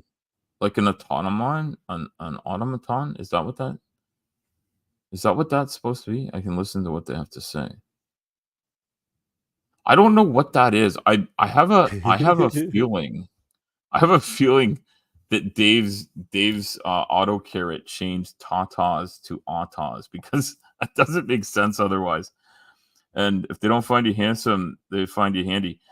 Yes, autos. Oh, titties from South Park. All right. I guess we need Nitty here to tell us about the titties. But I think he Right. spells it with D's because it rhymes with Nitty better. Is Nitty because Yep. Nitty loves titties? It's also more family South friendly. Park. Okay. Yes. Is it more family friendly? I Uh, mean, I can't think of anything more family friendly than titties because right? they feed the That's babies, right? I yeah. mean, if you don't have babies, it's hard to have a family. I mean, you can make a family out of raised partially raised children and whatnot. I'm not Or saying that there robots. aren't other types of families. You could have a family of robots. I don't know if people are suggesting that in my background photo that both of the characters are androids or robots, but as far as I know, the female appearing red haired character is actually meant to be a human character. At least in the canon of my AI art. I mean, Um, it's conceivable that you could put humans and other biological life into the category of robots if you consider that our organic machinery are just, meaty machines. Meat machines, yes. Well, I think that's fair. A South Park reference, and Rochelle, that is great. And Dave, these South Park references are great because I actually made some AI art that involved some South Park esque characters, and I did that yesterday. And I may or may not share them. I haven't decided, but I'm working on it. I'm working on figuring it all out. Yeah, And yeah. yeah, I figure out very few things, but yeah, I think we've done a great job here, Ember, of having like an unplanned trucking stream where we've talked about trucking. Um, I never thought to like share images. I generally don't share images of like what I do specifically at work myself because I don't want to like overly dox my own self or bring my own employer into any of my work here. So I Hmm, gotta think hmm. about like how to like share what I do. I do privately share some images with people I've gotten to know who I trust not to dox me and whatnot. But yeah. Um I think like it would be cool to show off some of the work I do, but at the same time I don't really don't want to push stuff like that out there in a way that isn't appropriate. And we also move stuff for other companies, and I don't want to like put them and their names out there in a way that isn't appropriate. I'm really not sure how to handle all that. It's kind of an interesting thought. But I was thinking that that video you showed is cool, and I've never had anybody like take video of like myself trying to handle big things going around corners and stuff. But we typically don't do stuff that's that massive. We tend to stick with the really big construction and mining equipment, and that just tends to be relatively more compact. It's not nearly as long. We do see a lot of bridge sections going down the road around here. I'm sure you guys see that too. Sometimes in some fashion, like a lot of bridge parts are built on site. Oh, okay. I see very few spans that aren't like made out of offsite and brought in, but a lot of the upright sections are there. Tri-state service. People keep hitting me. You've been tagged 8 times. Is Dave trying to say he's playing laser tag, or I think he's saying he keeps getting hit when he drives? Tri-state service plus. Does that mean something I don't understand because of a tri-state? It's What does that mean? I think it's something in the general Ohio Valley area, perhaps. Well, yeah, I understand the tri-state part. I understand. You guys have a lot of tri-states down there, right? Like the tri-state area means like where three states would join together. Like what would be the three states? Like I guess like Michigan, Ohio, and does Indiana hit that? Or Yeah, Illinois yeah. or something? There's a section to go from Ohio to Oh, you're Michigan. There's a part where you have to, I think you have to drive through Indiana. I don't know. Maybe yeah. there's a small area where they connect directly. Yeah, I don't know. There's a little I know that there's a ferry to Ohio from Ontario that strangely, if you keep driving, you have to like if you kept driving, you'd end up going to Michigan. But yeah, you if you take the ferry, you end up in Ohio for a short time and then have to go drive back up to Michigan or something. Um, and I never go there. I actually have no idea if the loads I do, if they'd have to be shipped by ferry. but I know my employer. If I had to go by ferry, my employer, unless it was going to like Newfoundland or something where there was no other option, if it wasn't going to an island, my employer would have me drive 2 extra days to avoid taking a ferry. I'm sure. Um, and you were a tech, Dave. Okay, yeah. So being a tech person, going around, whatever. It sounds like fixing, servicing things that you don't need to give them more info than that.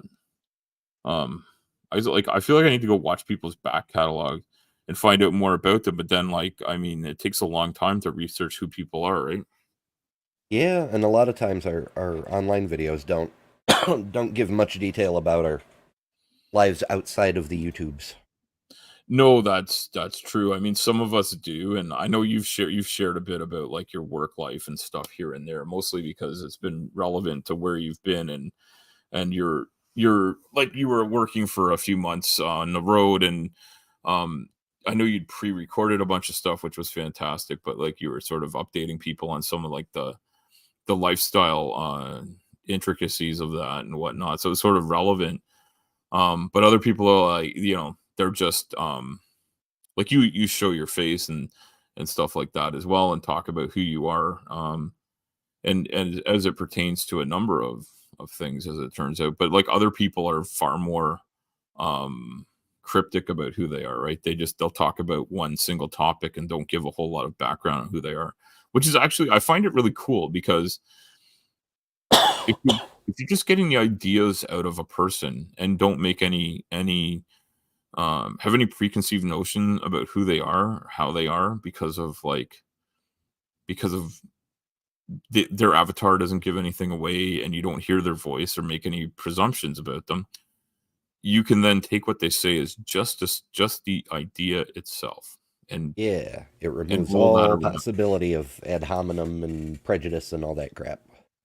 Yeah, no, I think there's something great to be said about that, because just like, the woman I was talking about, who happens to be like kind of a petite blonde woman who happens to do heavy hauling, a lot of people are going to look at her and like just make assumptions about her before they see her at work. And then, then you see her in her, in her turnouts and her work boots, hauling chains around and putting a rock truck on a drop deck, like a low boy, and then making everything work. Like you get a sense of, she's a hardworking woman who knows what she's doing, you know, and you have to show that. Um, Mechanical, electrical, fabricating field, no, yeah, okay. So Dave's a fixer, a fixer of things. Yeah, I am. I'm a little bit mechanically inclined, but I'm far better with the built environment than I am with the mechanics. But I understand the basics of them. I may be able to help the people that know what they're talking about pinpoint what they should be looking for. And that's about my limitation. Oh, Ember, you're gonna share that. I'm gonna share this. If I click on this, it'll just come up, right? I saw Hopefully. this. One of our other community members posted something about this somewhere. Did they? I think so.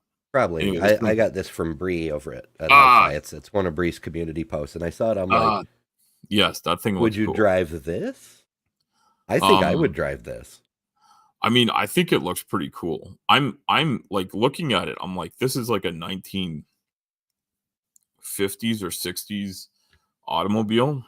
Yeah, it's got a lot of early '60s style to it. Yeah, yeah, yeah, yeah, really early 60s. Like it's kind of like it's got the styling of like a 1962 Cadillac with mixed with like, and yeah, no, I did, you know what, I saw it on Bree's page. That's exactly what I'm thinking of. It Someone said it looks like it's out of the Jetsons, and like that's true. Like the windscreen and the roof line look like they're from a Jetsons car. Um and yeah, you know what, I would I've driven just about every kind of vehicle there is out there. And sure, why wouldn't I do that? I would jump in that and give it a drive. It actually doesn't look as cramped and um like a lot of compact cars are hard to get in and out of. It has a big, tall, wide door. It doesn't look like it hit my head. It doesn't look like my shoulders would bump into everything like they do in other vehicles. So yeah, Oh, maybe I I would love drive that. bench seats. Yeah. Yeah. Oh, they don't make them like they used to. They don't. I have a 62 Coupe de Ville. Rochelle is sharing that. That's Coupe de Ville. Yeah, no. So like, I mean, they had. I mean, Cadillac's a funny company because they made very little change in their overall sort of style from the 70s through the 80s and even into the early 90s. Like they never departed from this big square thing. And I guess even if you go before that, you can see some of that. But a lot of companies had these great round, smooth, aerodynamic looking lines in the late 50s, early 60s. And I guess, if I think about it, like the 20s and before were kind of like a little bit more just these are parts we put together. But the industrial design was cool in its own right. But a lot of it sort of went with the idea that it was a horse buggy that was just being fitted with a motor, I guess. Mm-hmm. But you take a look at like the 1930s and 40s, like some of the aerodynamic sheet metal work they did was just really cool. And I saw a show it was actually I was in Montreal many years ago. And there was like this cool automobile show at the museum, and they had brought in a number of private collectors had put in these really excellent examples of early automobile um, designs. Some of them were one-off, some of them were just amazing restorations. And the artfulness of automobiles back then was really apparent. It was cool to see in an art museum just because it's a bit not where you expect to see it, but it was really cool for sure. Yeah, I could see it in an art museum. Of course, I've also seen, vehicle museum. Like, Yeah, no, vehicle museum like this was just a temporary show, so that's what sort of made it neat. But yeah, um, yeah, yeah. some cool ones that are definitely worth poking into are the trucking museum at the Iowa 80 truck stop, world's largest truck stop, Oh yeah, I want to in go there. in Walcott, Iowa. Yeah, Yeah, it's I'd check that out. I had to try twice because the very first time I got to the Iowa 80, it happened to be Christmas Day, and so the museum was closed. So I had to come Oh back another shit. time. There's a bunch of cool shit there. There's, the old International Harvesters that were basically farm wagons with a motor attached. Yeah, yeah, That yeah. was No, cool shit. there were so many great ingenious things that were done throughout the years, and it's almost forgotten. And I think like our children's and generations and later are not ever going to understand a world without computers, maybe, although maybe something will take over, like maybe my brain just can't imagine it. But like when I think of like the computing power we have in something smaller than your baby finger's nail, right? Like that's just such Hmm. tiny things, can have so many things in them. And we like it's just so hard to imagine, or I find it hard to imagine um how that will ever disappear and be overtaken by something new. Like, I guess just because computers sort of came and never went away, they just got smaller and more refined. And when you build, like, if you have the money and the time, you can add so many of those tiny little computers together to get a big computer that's a supercomputer that would drive circles around the stuff of years ago. I remember stripping out an old computer room for a company that was upgrading. This was probably 20 some odd years ago, and they were taking out something called Y cats. And I don't even really know what a Y cat is, other than they were big, big things. And each one of them was the size of a very large refrigerator, I would say. Hmm. Kind of refrigerator you'd have in a restaurant, not like what you'd have in your home. They were massive, and I think we got 5 or 6 of them, and it took us a couple of truckloads to get them out and to the scrapyard for electronics. And when we were stripping it out, they're like, yeah, like these things would have originally gone for millions of dollars, and we were scrapping them and getting like $400 a piece. Holy crap! Talk about depreciation. Yeah, yeah, which basically was like just paying for like the fuel to drive them to where they had to go, because like you couldn't just take them to any scrapyard; you had to take them to a place where they do it. Hmm. Big fin cars to pick apart in Sun Valley. Is Sun Valley?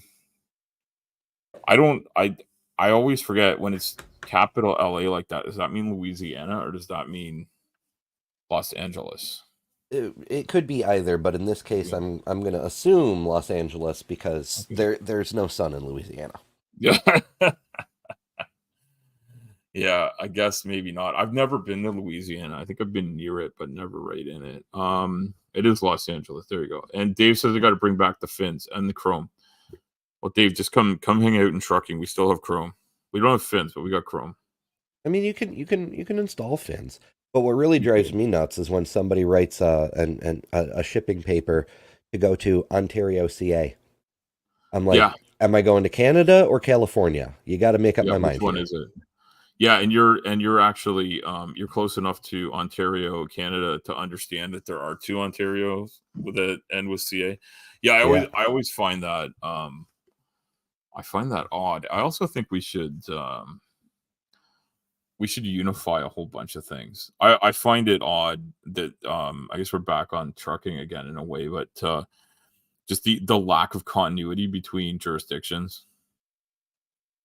like just on anything, like what kind of Yeah. bridges you can drive over, what the rules are. Like Oh yeah. I It's the same shit the railroads had in the 1900s.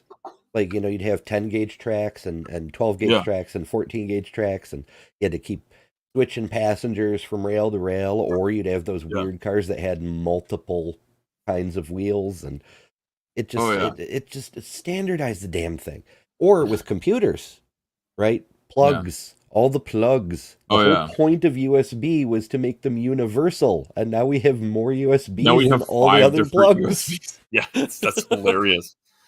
So I have a related thing to what you just said about the trains, and this is something I read about years ago. So I grew up in a city called Toronto. Some people might have heard of. It's in Canada.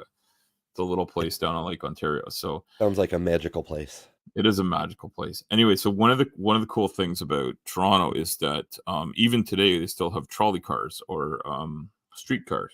Oh, So fancy.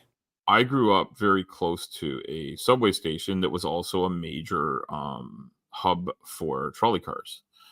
Um, and they have so these streetcars have been around. So, and I actually don't even live too far from there is a streetcar museum, and so these streetcars were actually made to travel around the city, but they also had what they call the radial railway, so that little communities around Toronto, including where I live, which is a fair distance from Toronto, but not insanely so, would have a little trolley car would like take you out on a rail, and it'd be a long ass trip, and they'd stop in a few places, but they would bring you like all the way out here and a little bit past it. And on one of those radial like there were radials that went they called it radial because it sort of left Toronto and traveled out in a fan, if you will, which might make sense to people that know the area. But basically Toronto's on the north shore of Lake Ontario, so you can't really go south with a trolley car, but you can go east, west, north kind of thing. And there's a few communities encircling encircling Toronto that were little villages and cities of their own back then that you could travel to. And I don't even know how many kilometers I am away from Toronto off the top of my head. Like as a bird flies, it wouldn't be like um it wouldn't be I think Dave's trying to tell us something about shipping labels. Yes. But yeah, no, like it's so I find it really cool to see these old things. So I was reading up on them, and this is a crazy thing. It gets back to the gauge conversation. My tangent will come back. The rail curs. Uh-huh. A likely So story. here it is. They when they first started laying down the streetcar tracks in Toronto, they insisted that they make them some other gauge than what the railways were using, because they were afraid someone would start running steam locomotives up and down the streets of Toronto.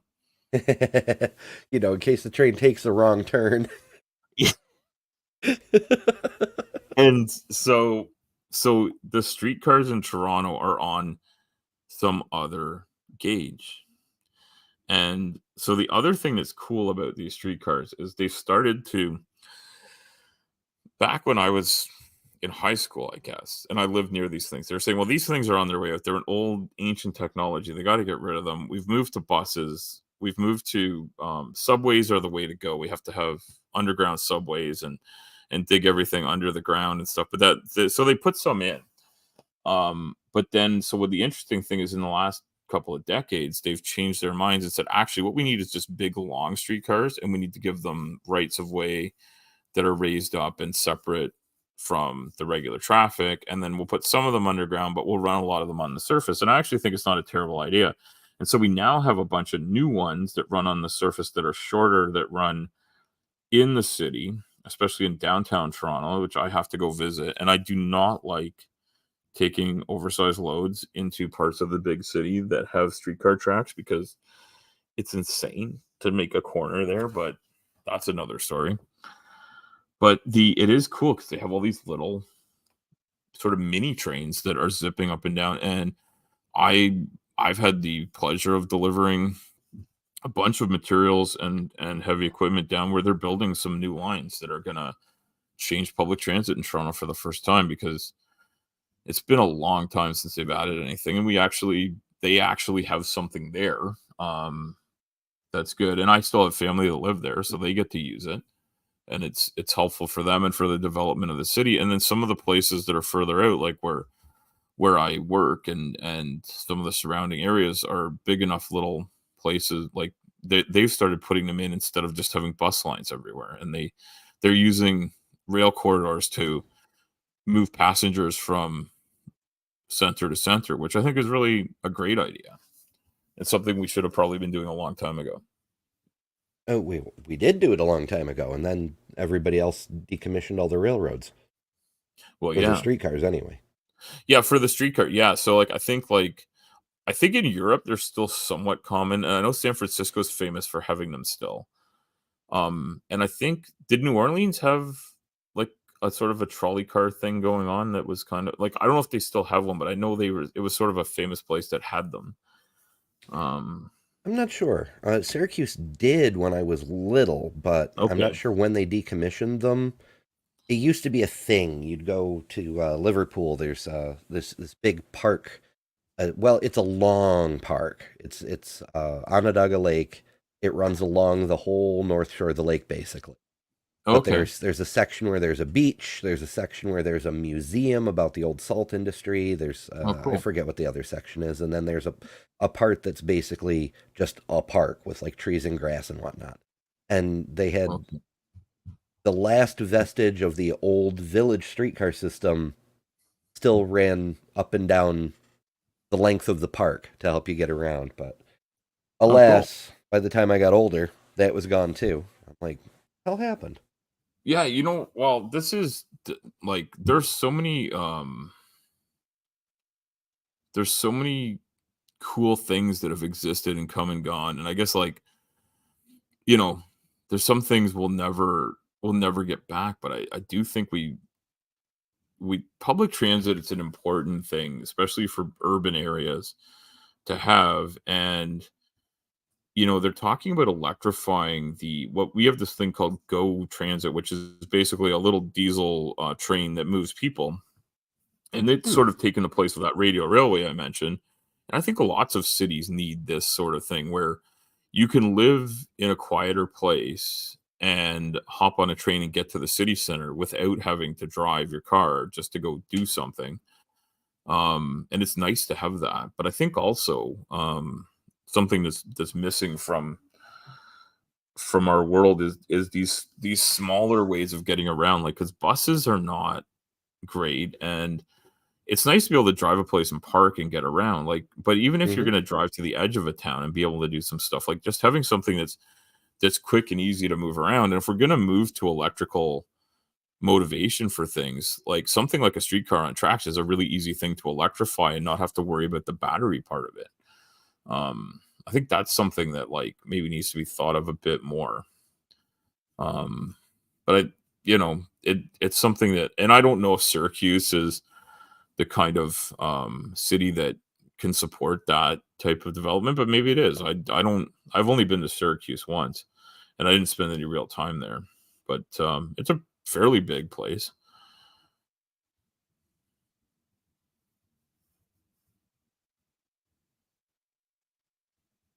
I don't know if we lost Ember or we just lost everything. Yep. We all vanished. Oh, did you all vanish? Did Yep. you actually flip out, or were you talking? I wasn't sure because I heard like a little blip and then everything went quiet. I don't know. I, I Okay.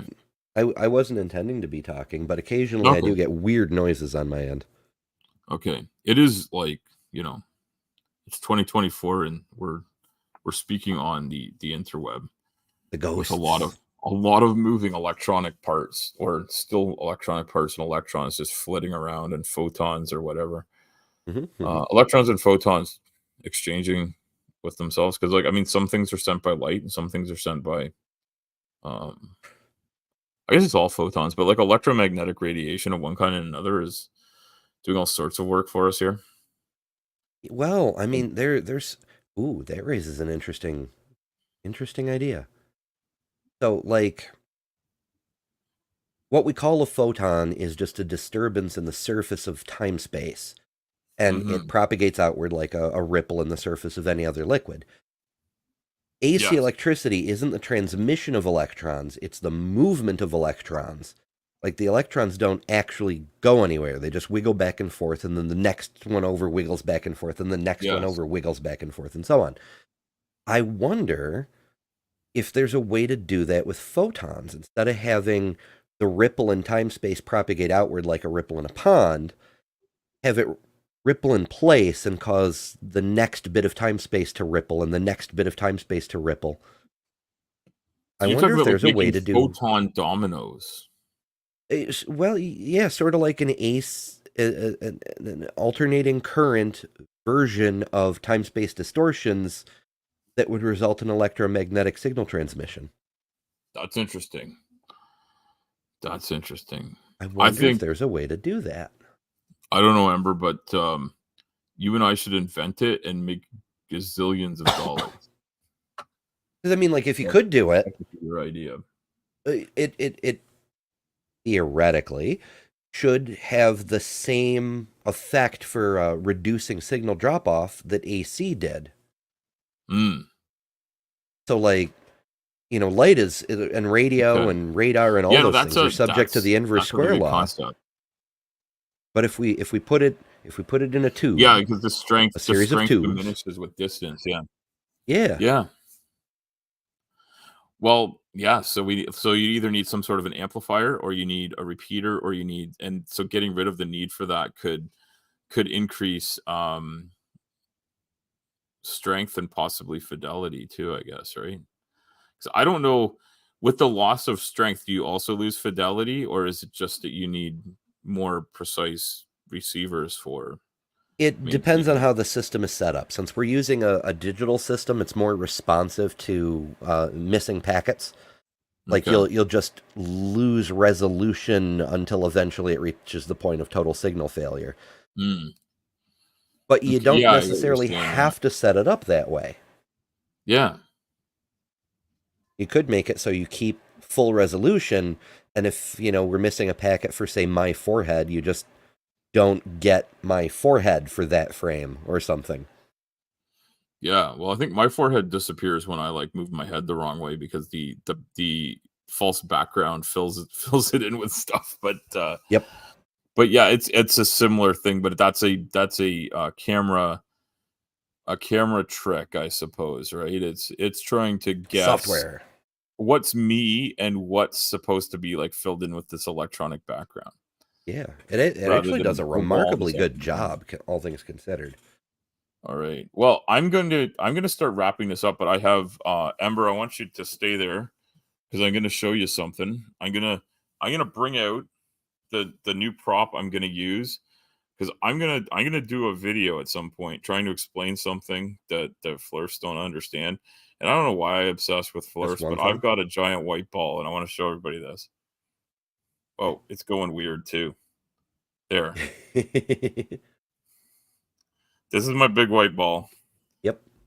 Um, so I was thinking I might be able to use this to explain to flurfy people what happens in spherical geometry that's different than what happens in Euclidean space.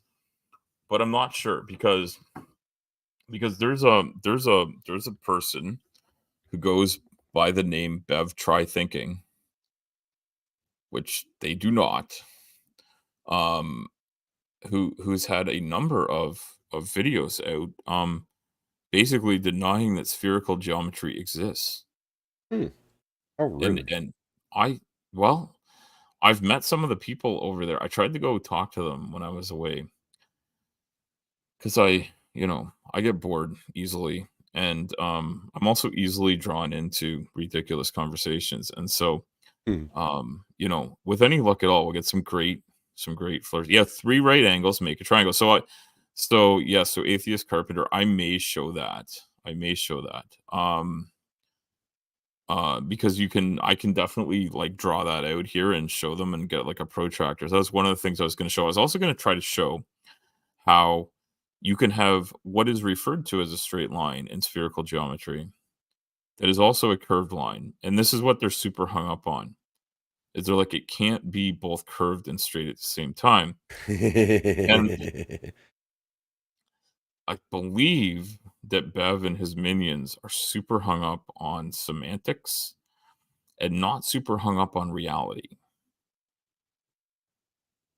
And the idea that you could have two separate uses of a single word and have them mean not the exact same thing.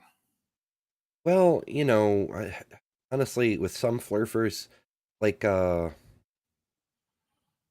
just getting the concept of straight but not level or level but not straight is way too far for some of them to grasp.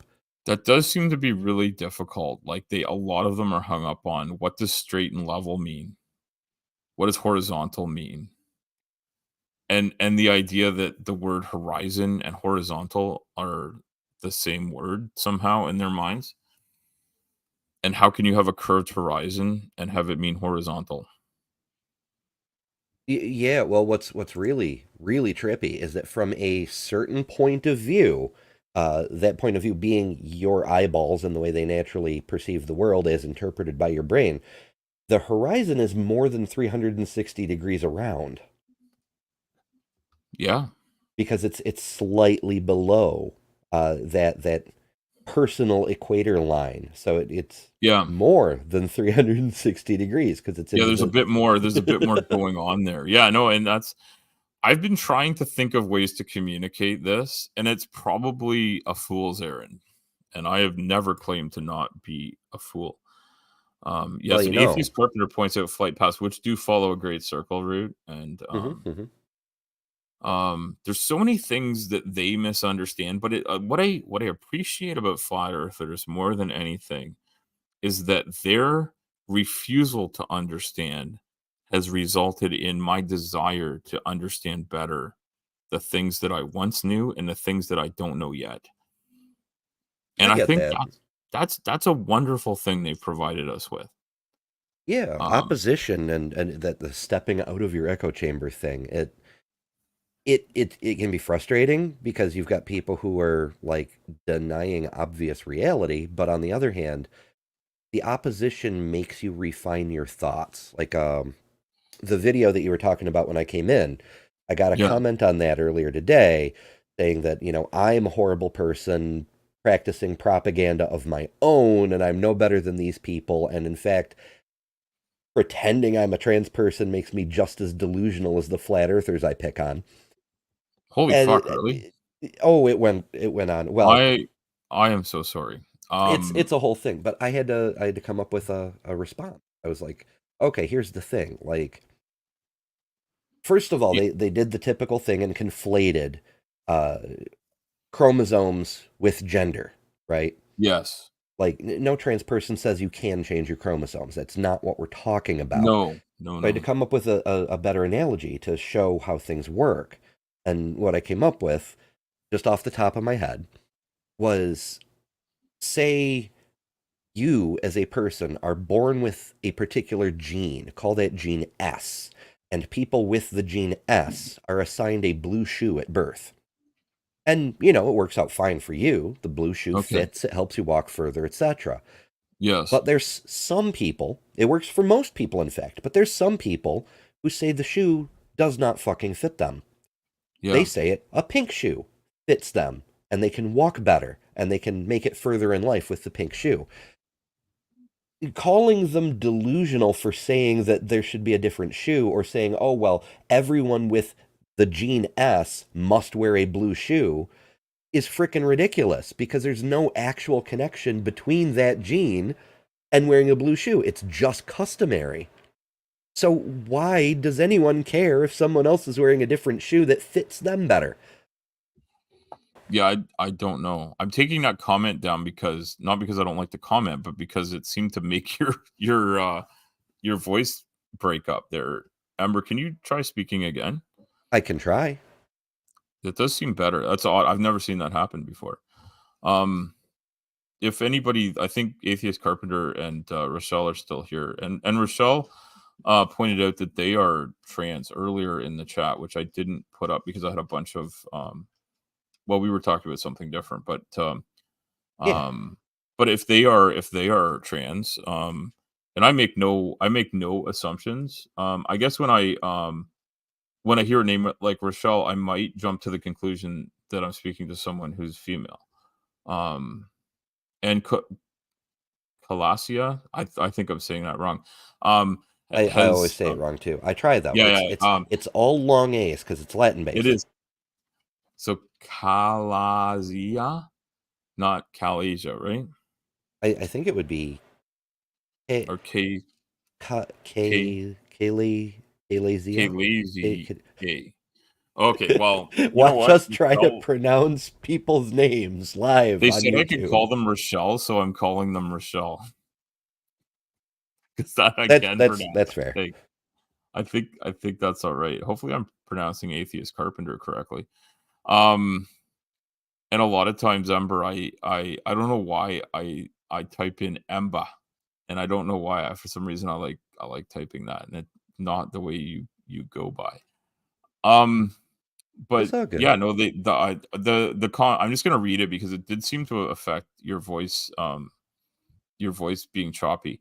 The vast majority of people have no idea what their chromosomes are, and I think that's true. And I don't believe that I know what my chromosomes are off the top of my head. I think if I like went back to grade 9, I think like I did like a health class where they told me what I should expect them to be based on the gender I present with. And I think that it bothers me that someone said that you are pretending to be trans because I really don't. First of all, I don't think anyone pretends to be trans. I do think there may be some people like the folks that you showed in your show yesterday. No, like you brought them up because they were presented as people that detransitioned, so Hmm. people that made a mistake or did have some confusion based on the feelings they were having at the time, and then realized that what they thought was going on wasn't right for them, and that's fair. That's going to happen to people, right? And you said there are people that regret all sorts of things, and I remember listening to part of this earlier in the day, and you had brought up like people. There's a greater amount of regret for student loans, which isn't a surgery, but like, I mean, I'm trying to get a surgery in the next year that I'm like, I've been back and forth on it, and I've had a lot of missteps in trying to get it, and I'm hoping in the next 12 months I'll be getting it.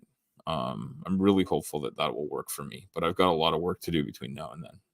Surgeries aren't something people go into willy nilly for the vast majority of people, and my surgery is not related to gender expression or anything like that. It's totally unrelated, but it is related in the fact that I have health concerns. I have things with my body that aren't right, and I need to get them worked on. I've had surgeries in the past that were um more urgent for reasons that were um very time sensitive, I guess, like not dying, and or not losing the use of my arm, for just a couple of examples of things. And so um I don't want to say that it's not as important, but I think you could take a little bit of time and think through something like a gender affirmation surgery before you jump into it.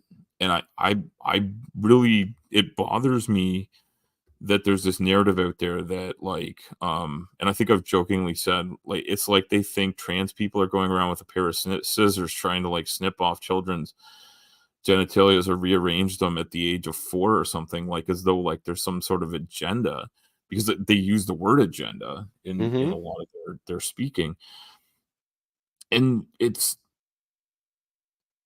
really none, like, I take it as none of their business what you do with your body, and I say you because you're a trans person, but the truth is it's none of their business what I do with my body either, you know? When I had my arm rebuilt when I tore my tendon and I wasn't gonna be able to use my arm properly anymore, which is my dominant arm and my right arm, and I made my living, partly with my brain, but also partly with having, the ability to use my arms to build things as well, because I still I worked with tools still at that point in my life. Mm-hmm. Um, that was a big deal for me. Like, it's not like if someone had said, "Well, you can't do that because I don't wanna pay for it, or B, not my problem," or like, you shouldn't have damaged your arm in the first place, or, like, I think a lot of people would side with me on that pretty easily. Yeah. Although Like, I think even the transphobes would be on your side on that one because in that case, you're not fucking up what God created. You're repairing something that was repairing. damaged. Okay, but you gotta, like, why the fuck did God let my arm break in the first place? Or, like, did my tendon get ripped apart? Or why Well, did that's he just build my crappy tendon design. wrong? Why did he build my tendon wrong? Like, my tendon never should have come up. And my this is somewhat funny. My surgeon came up to me after the surgery, and he said, "Your tendon has, like, a greater diameter than a dime. I don't know how the fuck you ripped it off, but you better not rip it off again, because there's no way we can fix it a second time." Apparently, my tendon's fucking huge. Well, some people have big bones, some people have big tendons. Yeah, I think I have both big bones and big tendons. I actually had a really weird situation. I went to get a massage, and the massage therapist, saw me from across the room, and she's like, "Wow, you have really small hands." And she wanted to see how small my hands were. And I put my hand up against her hand, and her hand was like about just a little bit bigger than the palm of my hand. And I was like, she's like, "Oh no, they're big." I'm like, "Yeah, I wear a 3XL glove." And I ripped some of them. And I'm like, it's just I'm really big, and so my hands look small or normal um on my body. Um but yeah, a lot of my body parts are much larger than normal. My head is enormous. Um I my head relate my on that head one. wears Finding a hat that fits is a bitch. I wear an 8 3/4 hat, and I have a 5XL motorcycle helmet, and I can only find one manufacturer in the whole world that makes one, Hmm. and I don't like it, and it's a bit of a tight fit. Have you thought about pestering a 3D printing person? I haven't, but that's a good point, because, like, maybe they could, like, fix the padding inside of it or something. Yeah, custom fabrication. That's Mm, it's never going to replace mass production for affordability, no. but when you need custom stuff, No, it could be a it's good doable. idea. Could be a good idea. I remember back in the '90s, somebody came up with this way of making ski boots with, like, an expanding foam type thing. Hmm. And, I think that type of mentality towards this is a good idea, but the 3D printing version of that might be even better, because you wouldn't need to use just, like, a chemical foam expansion thing, which is kinda it's cool, but, so most people don't know their blood type until they go donate some. This is Atheist Carpenter points out something interesting. So, like, Mhm. I actually this is a really cool thing that I got from my sister for Christmas, was a 23andMe test, and I did it when she gave it to me a little bit before Christmas. She thought maybe I'd have it in time for Christmas, like the results, and but I won't have them till the middle of this month. Um, I suspect they probably just shut down for Christmas or whatever, but which is fine. Um, but yeah, no, so they're gonna do this thing. So I'm gonna find out some information about, like, my I guess maybe my ethnic background, my what sort of things are going on with my body. I know from what she showed me that she did, it gave her some information about, like, what diseases she might be predisposed to have, and whether she had this or that genetic condition and stuff like that. Some interesting stuff.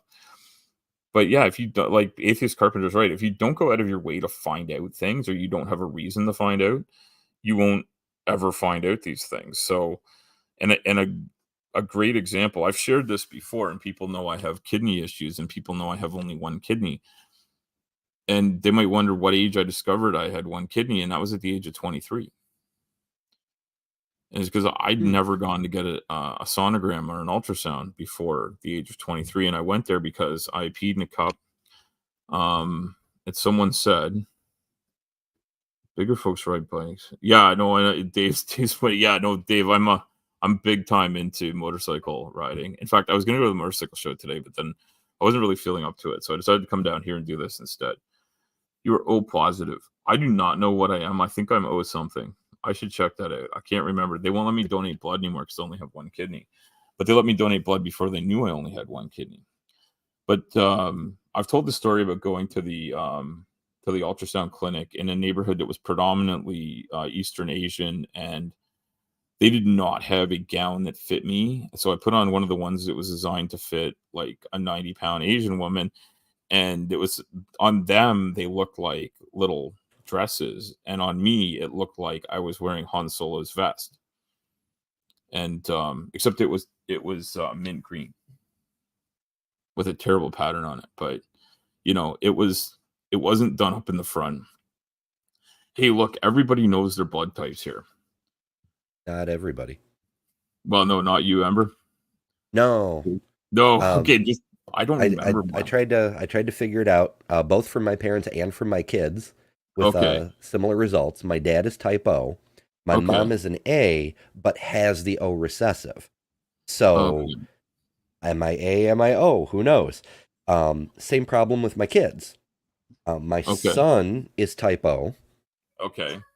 but I definitely have an O recessive because my dad was O.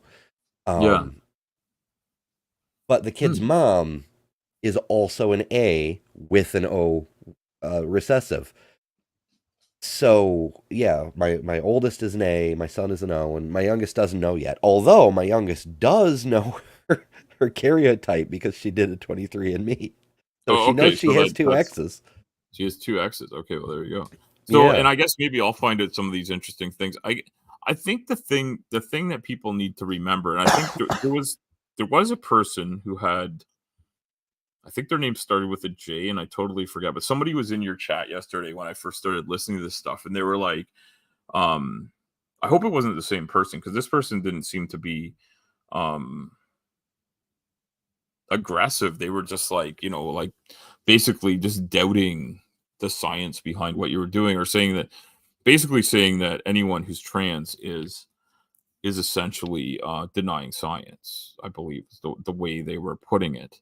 And Oh. that why wouldn't we and you listen to the science? We being like the supporters of you in the chat, um, and the Oh, people that was were it not. um what's his name? James Miller? Could have been, yeah, it's something like James or Jason or something like that. That totally rings a bell. I did push back against him when I was stopped for a second, but then like I was doing a lot of stopping and starting yesterday because the machines I was moving were only moving 3 kilometers, and so I did not get a lot of like downtime. But I said, hey, like there is published science on this, and you're denying that there's published science. Like these things have been researched and explained. And I don't have the memory on it, and because it doesn't touch me straight to my life day to day. I don't know some of the details, like things I could speak about off the top of my head about obesity and diabetes. I don't have in my head about trans issues, but I've listened to this enough times to understand that straight chromosome um typing is not the whole story for gender. That I fully understand, and that the ideas we had about that stuff from a few decades ago have been further researched. And but I think I made reference to this earlier, like when I was in grade 9, which was many decades ago. they said, yeah, like if you're a boy, you're this. If you're a girl, you're this. This is the only way it works. There are no other setups, or they may have even said, there's sometimes an odd setup, but they're extremely rare, and it just basically never happens. Don't worry about it. This is what you need to write on the test. So, and I remembered it for the test, and I honestly like the X's and Y's and stuff. I couldn't tell you what the hell they are now, and I know a lot of people just know them. This XY XX thing, and I think one of them means you're a girl and one of them means you're a boy, but then there's a whole bunch of other things that happen that aren't this dichotomy, which is turns out to be a false one. Not in a argument sense, but just there's more than two options. Mm-hmm. So, I don't deny that people come in honestly having misinformation and aren't badly intentioned when they say something like that. I don't automatically assume, and I try not to assume that they have ill intent, but sometimes the way they word it, you get that impression that they're there to stir a hornet's nest rather than to have a conversation. Yeah, yeah, for sure. I'm reviewing yesterday's video because obviously I was a little bit busy, and, Oh yeah, yeah, but I did yeah. turn No, and on subscriber mode for that chat so that it would minimize the amount of trolls and whatnot. But oh good, uh, yeah, yeah, yeah. And it slows people down for 5 minutes while they like catch up or like I don't because you can do subscriber only for like you have to have been a subscriber for 10 minutes, and you can do it for like you have to have been a previous subscriber before that day or whatever. But I hear it. I don't know how to do that, and I don't have enough fans or followers to like actually worry about that. I'm actually amazed people showed up today, but because I kind of just like I didn't feel like getting in my truck and driving for over an hour to go watch. I'd love to go to a motorcycle show. I don't have it in me today. And I spent the morning going to the doctor and getting blood tests and stuff to see if my kidney is actually causing me issues, or if it's I'm just fighting like a bug or something. But I got a lot of yar. pain. Got a lot of pain in my kidney. Yeah, well, Yeah, I'm often telling my kids just because you can do something doesn't mean you have to. that's right. Like, That's there's right. a motorcycle show. Great, it's an opportunity. You can do Yeah, it, but it doesn't mean you should feel obligated. You have to go do it. exactly. Exactly. And you know what? I think it's on again tomorrow. If I like, if things go a certain way tomorrow, I'd like to hang out with the family if it doesn't happen. Didn't like driving for far when you were home from truck. Yeah, no, Rochelle, I agree. Like I love going on like a little trip here and there. Like I love a road trip. But if I've been on the road a lot, like I'll gladly sit home for the weekend and do very little. Um After like yesterday's bit of driving, which I actually it's the job I like least, second least of all the jobs we do. The job I like least is the one where I have to work with um another driver to get stuff done. And I don't mind working with the other drivers. It just drives me nuts that we're both dependent on each other to get this stuff moved. And it's always very persnickety. Because we move these really tall fork trucks. So I can't pick the fork truck up from the loading dock because the trailers I drive are really low to the ground, but they're not low enough to drive a 1/2 inch clearance like fork truck onto it. And so they pick it up, but then these things have such low clearance, they often get hung up on their truck coming onto my truck. And Oh no. yeah, and the decks on the trucks I drive are meant for like excavators and loaders and things with great big tires or tracks. And then these things with these little like caster type wheels on them get caught, and it's just very frustrating work. That's the thing I like least. But the thing I like second least is this job where you move a machine and then drive for 10 minutes and then stop and unload again. And it just drives me crazy. And yeah, so Rochelle's saying forklifts have no clearance. So yeah, and these forklifts, these are what they call like a high reach truck. So they have, um, they're made by like like regular forklift companies like Raymond and Yale and Clark and whatnot. But they're the ones you sort of stand in, and they have they have steel like right down to the ground, so they don't tip over because they reach up very very high. but I have to haul them because they can't clear bridges or wires if they're not on a really low deck. And some of them are so tall, I actually have to move them to a certain part of the trailer to actually get an extra inch or two of clearance and keep them low to the ground.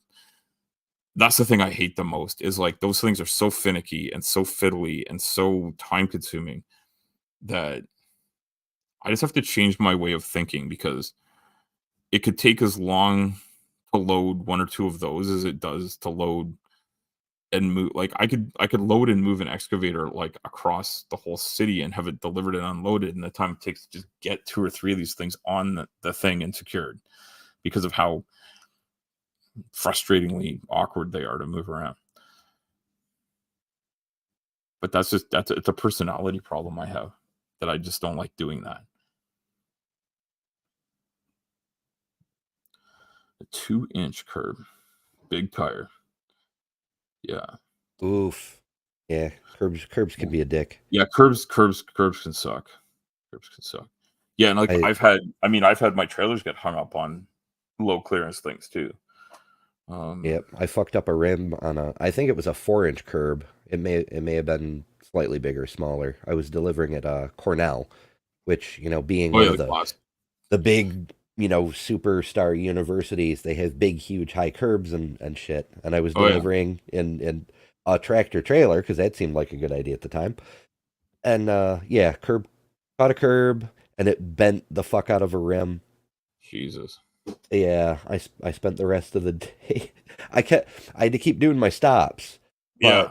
but somebody lent me a sledgehammer, and I spent the time while I was getting unloaded hammering away at the rim to try to bend it back into. I finally did get it close enough that the tire would Close hold enough air for cold pressure. air?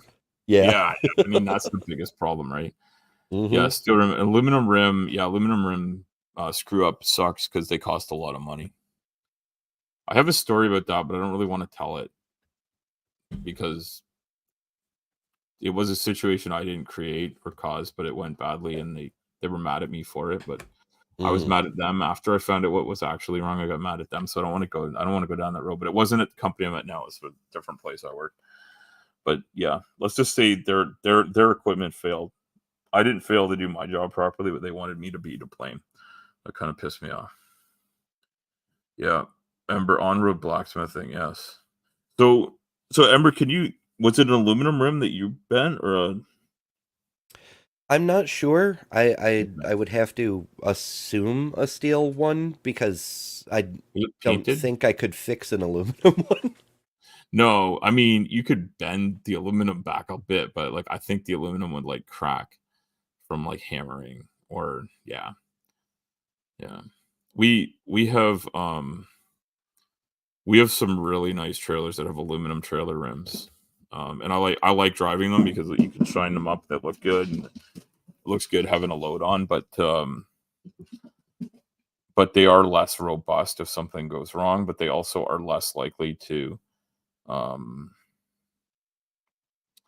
I don't know what the heck it is. I think it lightens up the trailer too. There's something better about the way they roll. Um, but sometimes they're paired with a steel rim on the inside too. Yeah, durability for less weight. Yeah, they crack. That's right. That's right, Rochelle. They crack. Yeah. Sledgehammer twins on the rims. Well, you know what? Hey, that rhymes. That rhymes. Sledgehammer twins. Have you and Rochelle done a show about rim repair, Ember? Have you guys thought about or girls thought about that? I mean, I suppose we could do one. I'm not sure how interesting people would find it. I mean, I don't know where Rochelle actually is. They've described California and Colorado at different points during the stream, but that doesn't mean that's where they are. If it rhymes, it's true. From Atheist Carpenter, I agree. I agree, Atheist Carpenter. If it, you know, I always That's said why Leanne Wicca rhymes is the with one true orange, but religion. right, purple rhymes with orange too, right?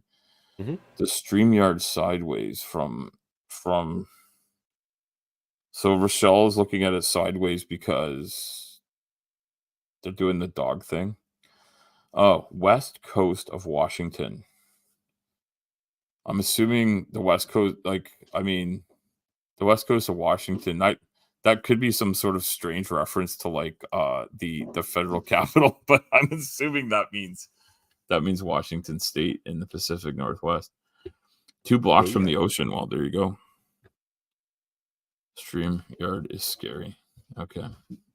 I don't know what StreamYard has done. I mean, it does kind of look like a mallard duck with a monocle, right? Why are you laughing at me for being Canadian? Hmm. You laughing at me like because of my Canadian accent? What's this all about, eh? I was thinking about while we were doing. Oh, see you later, Dave. Your mic answers an atheism at 5. Okay, well, I guess we should tune into that, right? It's in 5 minutes, so I'll wrap my stream up. There's a few. I'm in Eastern too, so yeah, it's not in 5 minutes. It's at 5, so that's not in 5 minutes. But I'll wrap my stream up soon. But I was on Slim Stream yesterday when you were doing your stuff, Ember, and I kind of like your topic was so heavy. I needed a break from it anyway.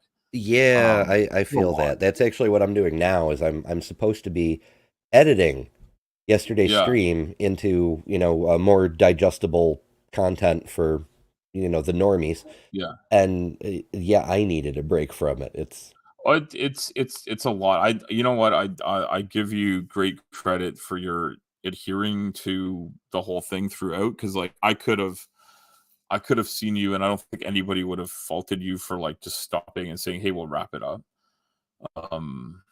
Oh, you love your Canadians. That's good to hear, Rochelle. Yeah. Vancouver. I've only really been to Vancouver to travel to other places. But yeah, Vancouver seems cool. I was in Whistler last summer or spring for a symposium that was really cool.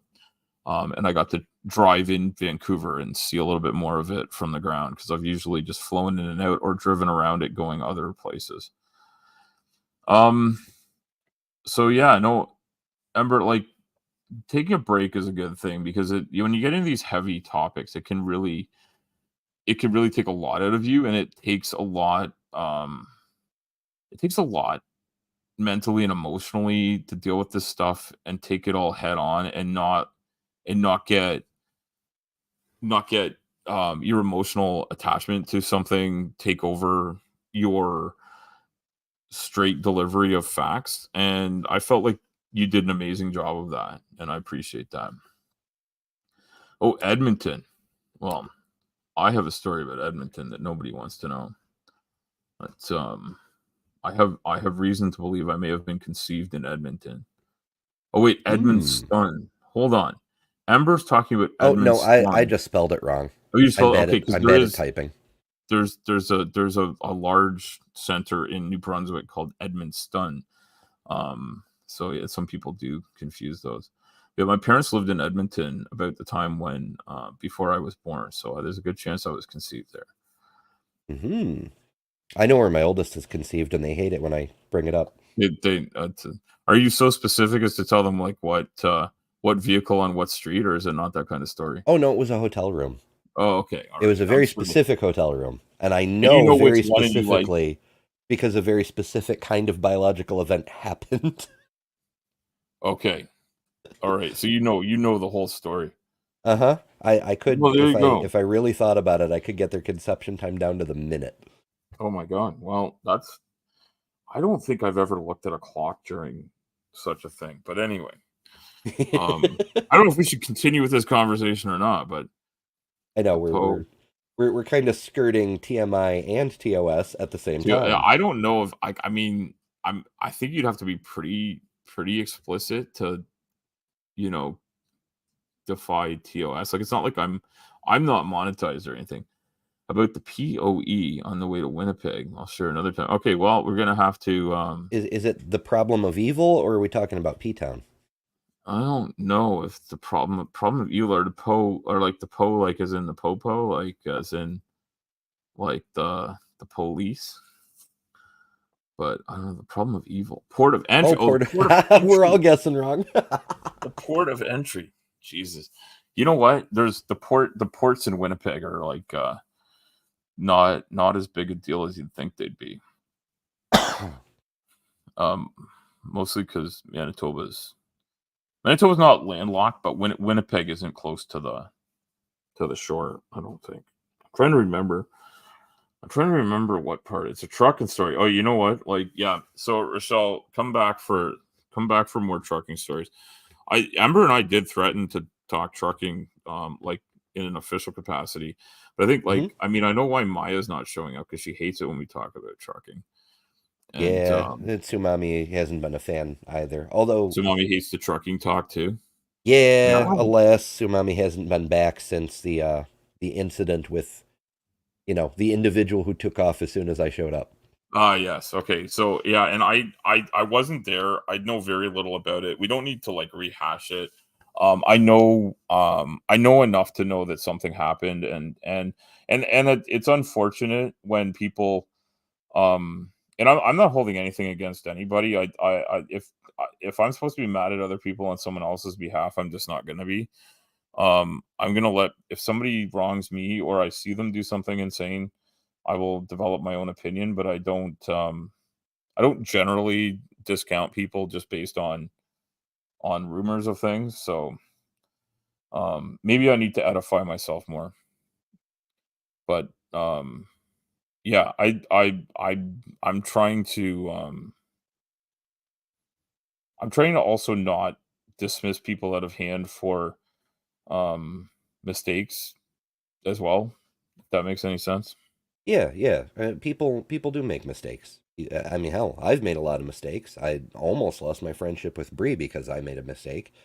But the Oh. thing is, when we make mistakes, adults talk to each other and apologize and things. They try to make things right. They, Yeah, act I rationally. think that's important. I think that's important to actually do that. Come for the trucking story, stay for the TMI. Atheist Carpenter's Hell got yeah. like a Ember. If we ever do plan one out and actually get together for that, we can do that. But yeah, we don't want to alienate Maya and Tsunami more than already. But yeah, I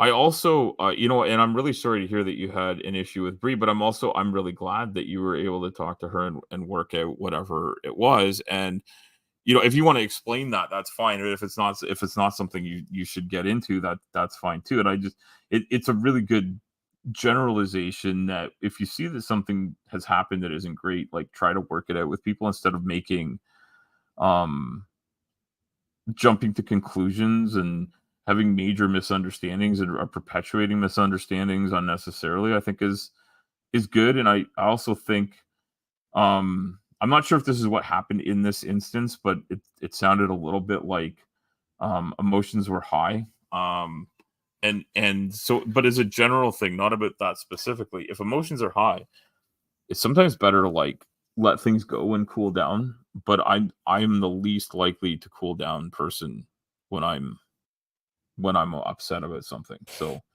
Yeah, yeah. Sometimes people get cool off and things get better, but sometimes yeah, people get more worked up. It's yeah, hit or miss. yeah. No, and yeah, and I don't have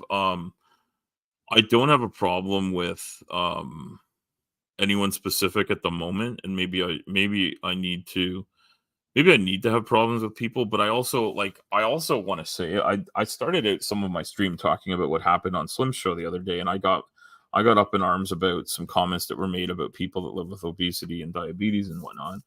And that's how I sort of started out this whole stream. I don't know if you were here at that point, Ember, but you know what? I brought it up during the stream rather than like and just said, hey, like I take umbrage with like this type of commentary. And everybody during the stream, even though like I got cut off by bad cell reception, other people explained themselves better throughout. And I went and re-watched the section. I don't usually rewatch. If I've been on the stream, I don't usually go back and watch the whole thing from the scratch. But I went back to watch it just to make sure that I didn't say anything wrong or that I didn't mishear what people said. Um, and I think it's important to do that sort of thing every once in a while is to sort of check yourself and where you're at because it can be difficult when you hear something in the moment and it's something that you have a strong opinion on. And you know what? I also hear people saying things that are not meant to be that way, I guess, right? That sometimes like you can make a big deal about them and they don't have to. Um, I don't know if that makes sense. Um, but yeah, I think it's like it's really important to me to defend people that are living with problems that are hard and not let them be um let myself or anyone else be made into a doormat. But it's also good to make sure you're not overreacting to things. Yeah, it can be tricky to strike a balance, particularly when emotions get charged and so forth. Yeah. Yeah, Yeah, and you're I rough. don't think in this case that was I don't think there was any ill intent, and it was clarified at the time that that's not what their intention was. Oh yeah, a lot of people they have a slip of the tongue, or they have some kind of bias that they weren't aware of. They weren't intending Mhm. to be hostile or prejudiced or whatever, and just a little bit of education on the matter, and they're like, "Oh shit, I didn't realize I was doing that. My bad." Yeah, no, and we talk a lot in our sphere, in the like people living with obesity and comorbidity sphere, like which is I don't even know if there's probably isn't a proper word for it, but in that space, the people that deal with it, we're aware of multiple biases, internal and external, and we're actually it's one of the things we talk about and something that I've had to deal with. And I did a quick stream recently about this, about the self-loathing that can sometimes come with living in a larger body after you've been told not to have this body, or that if you do have that body, like there's something wrong with you, or that if you haven't fixed it, there's something wrong with you. Like that type of thing can the reinforcement of that over and over again can come to having really bad sort of self-esteem combined with like, it's beyond just bad self-esteem. It's like it's a real self-loathing, it's a self-deprecating thing. It can come out as humor, but it's often not that humorous, and it's often something that's there's a lot there. And for me it's taken a lot of actual um sort of self reflection and trying to catch myself when I'm doing things that aren't healthy for myself in terms of my own mental health.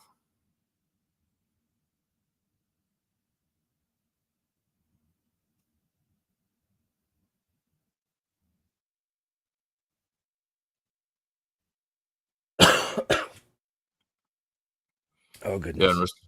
Rochelle's pointing out this about how their spouse feels at 75 years old, and yeah, no, it doesn't go away. And I work with people. I think the youngest people I work with are in their early 20s, and the oldest people I work with are probably at least in their 60s. I don't know if anybody's in their 70s still, but there are definitely individuals that are really close to it.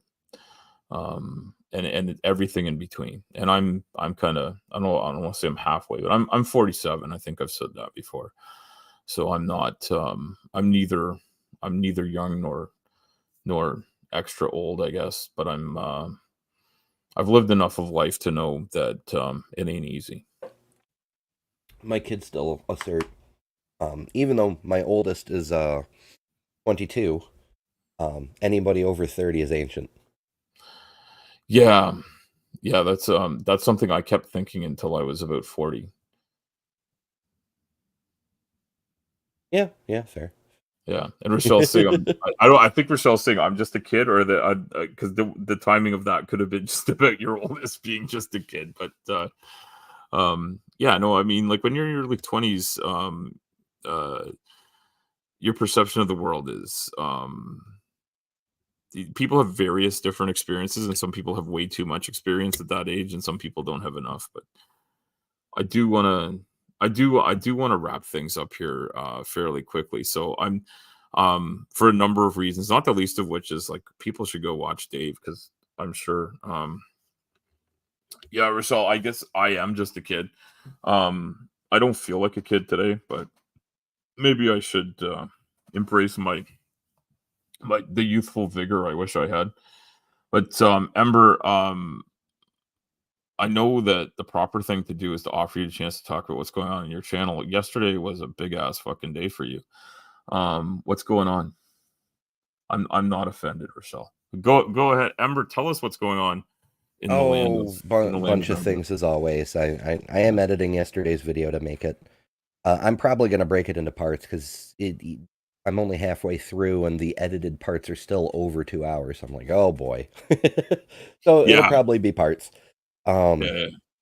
But yeah, I'm working on that. And then at 6 Eastern, um, 3 Pacific, 11 UK, 6 a.m. Australia time, all the other various time zones, Stephanie Helms is going to drop by and possibly some others. I don't know Okay. for sure. But yeah, we're going to talk about neopronouns and xenogenders and other trans stuff that even trans people seem to have trouble with. No, and I am so unaware of that. So sorry, did you say that's today, Amber, or is that a different day? Yep. That's today. Okay. So that I don't know how that fits in with Dave's show, but Dave does a cool show where he talks about a bunch of stuff. Sometimes it's Bigfoot, sometimes it's other stuff. Hail Bigfoot. Um and he often has guests come on. He often has Trees comes on there a lot, I think. Maybe not every Yep. day. I don't know. I've seen Trees there more Yeah. than once. Although I think Um Dave said that he was having speed over today. Speed, not trees. Okay. That may be what Dave said. I didn't catch everything Let me Dave see if said, and well, it's I'm maybe not gonna roll maybe I'm it's not gonna still in roll the back. chat log. Yeah. Yeah, I'm gonna stream with Mike at 5. So I'm not even sure if it's on Dave's channel or Answers in Atheism. It could be one or the Oh, other. yeah, that's right, that's right. Answers in Atheism, that's right. Yeah. I hope people enjoyed this, and if you're watching in the future, Future uh, people. if you're watching in the future, why didn't you send me the lottery numbers? Imagine all the good we could do Oh, with the yeah. lotto numbers. I We could mean, like feed yeah, starving people and house homeless we people could. and yeah. And we could, like, yeah, we could just try to make people's lives better. Dave at 2 Pacific. Okay. So that's yeah, and so that's 5 Eastern. And Ember, I am not 100% sure that you're still in Eastern, but I think you are.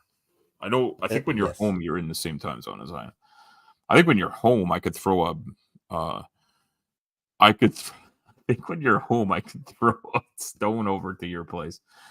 But only I mean because if you Lake can clear Ontario is the not the same. lake, you should be an Olympic shot putter. But yeah. Yeah, no, that's Lake Ontario. I make fun of Lake Ontario because it's one of the smallest. It's the second smallest lake, but no, it's a ways. It's a ways. It is narrower than it is long, but I can drive the length of it in about 4.5 hours. So, and that's in a transport. I'd probably do it faster on a motorcycle. We're not going to find out. Yeah. Hey. So, Rochelle, thank you for joining in the chat for all this time, and we got to know Rochelle a little bit more. I've seen them. Texting, and now I've seen them here. I think they've maybe dropped in before.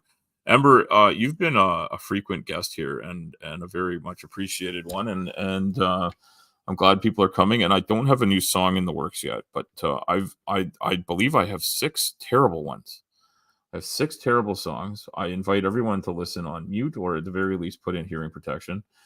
And I make fun of people and destroy good music by singing my lyrics to decent music.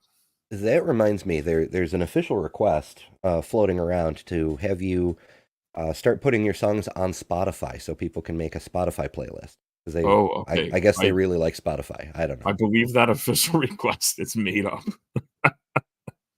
All right, thank you to Rochelle, Atheist Carpenter, and everyone else that came in. I know Azho was here earlier, and so was Dave, and I can't remember if anybody else was here. But regardless, I appreciate it, whether you were here today, right now, or whether you're here later. It's awesome. And yeah, and then if you want to leave a note in the comments about who you'd like me to write a terrible song about, I will get working on it. Um, I'm thinking about making fun of another apologist. I just don't know which one. But Hmm. it might be Gin and Truth always reminds me to say fuckface before I say their name. So like fuckface J. Warner Wallace or fuckface William Lane Craig. Um, maybe some of them. Um, but yeah, I'm the most recent one I did was about what's his name? Greg Locke and a few other Hmm. people. But I think I maybe need to like I made a couple of veiled references to people, but I don't know if everybody caught them. So if you like finding Easter eggs in atheist music, definitely check that out. And just remember, I'm the satirical gangsta.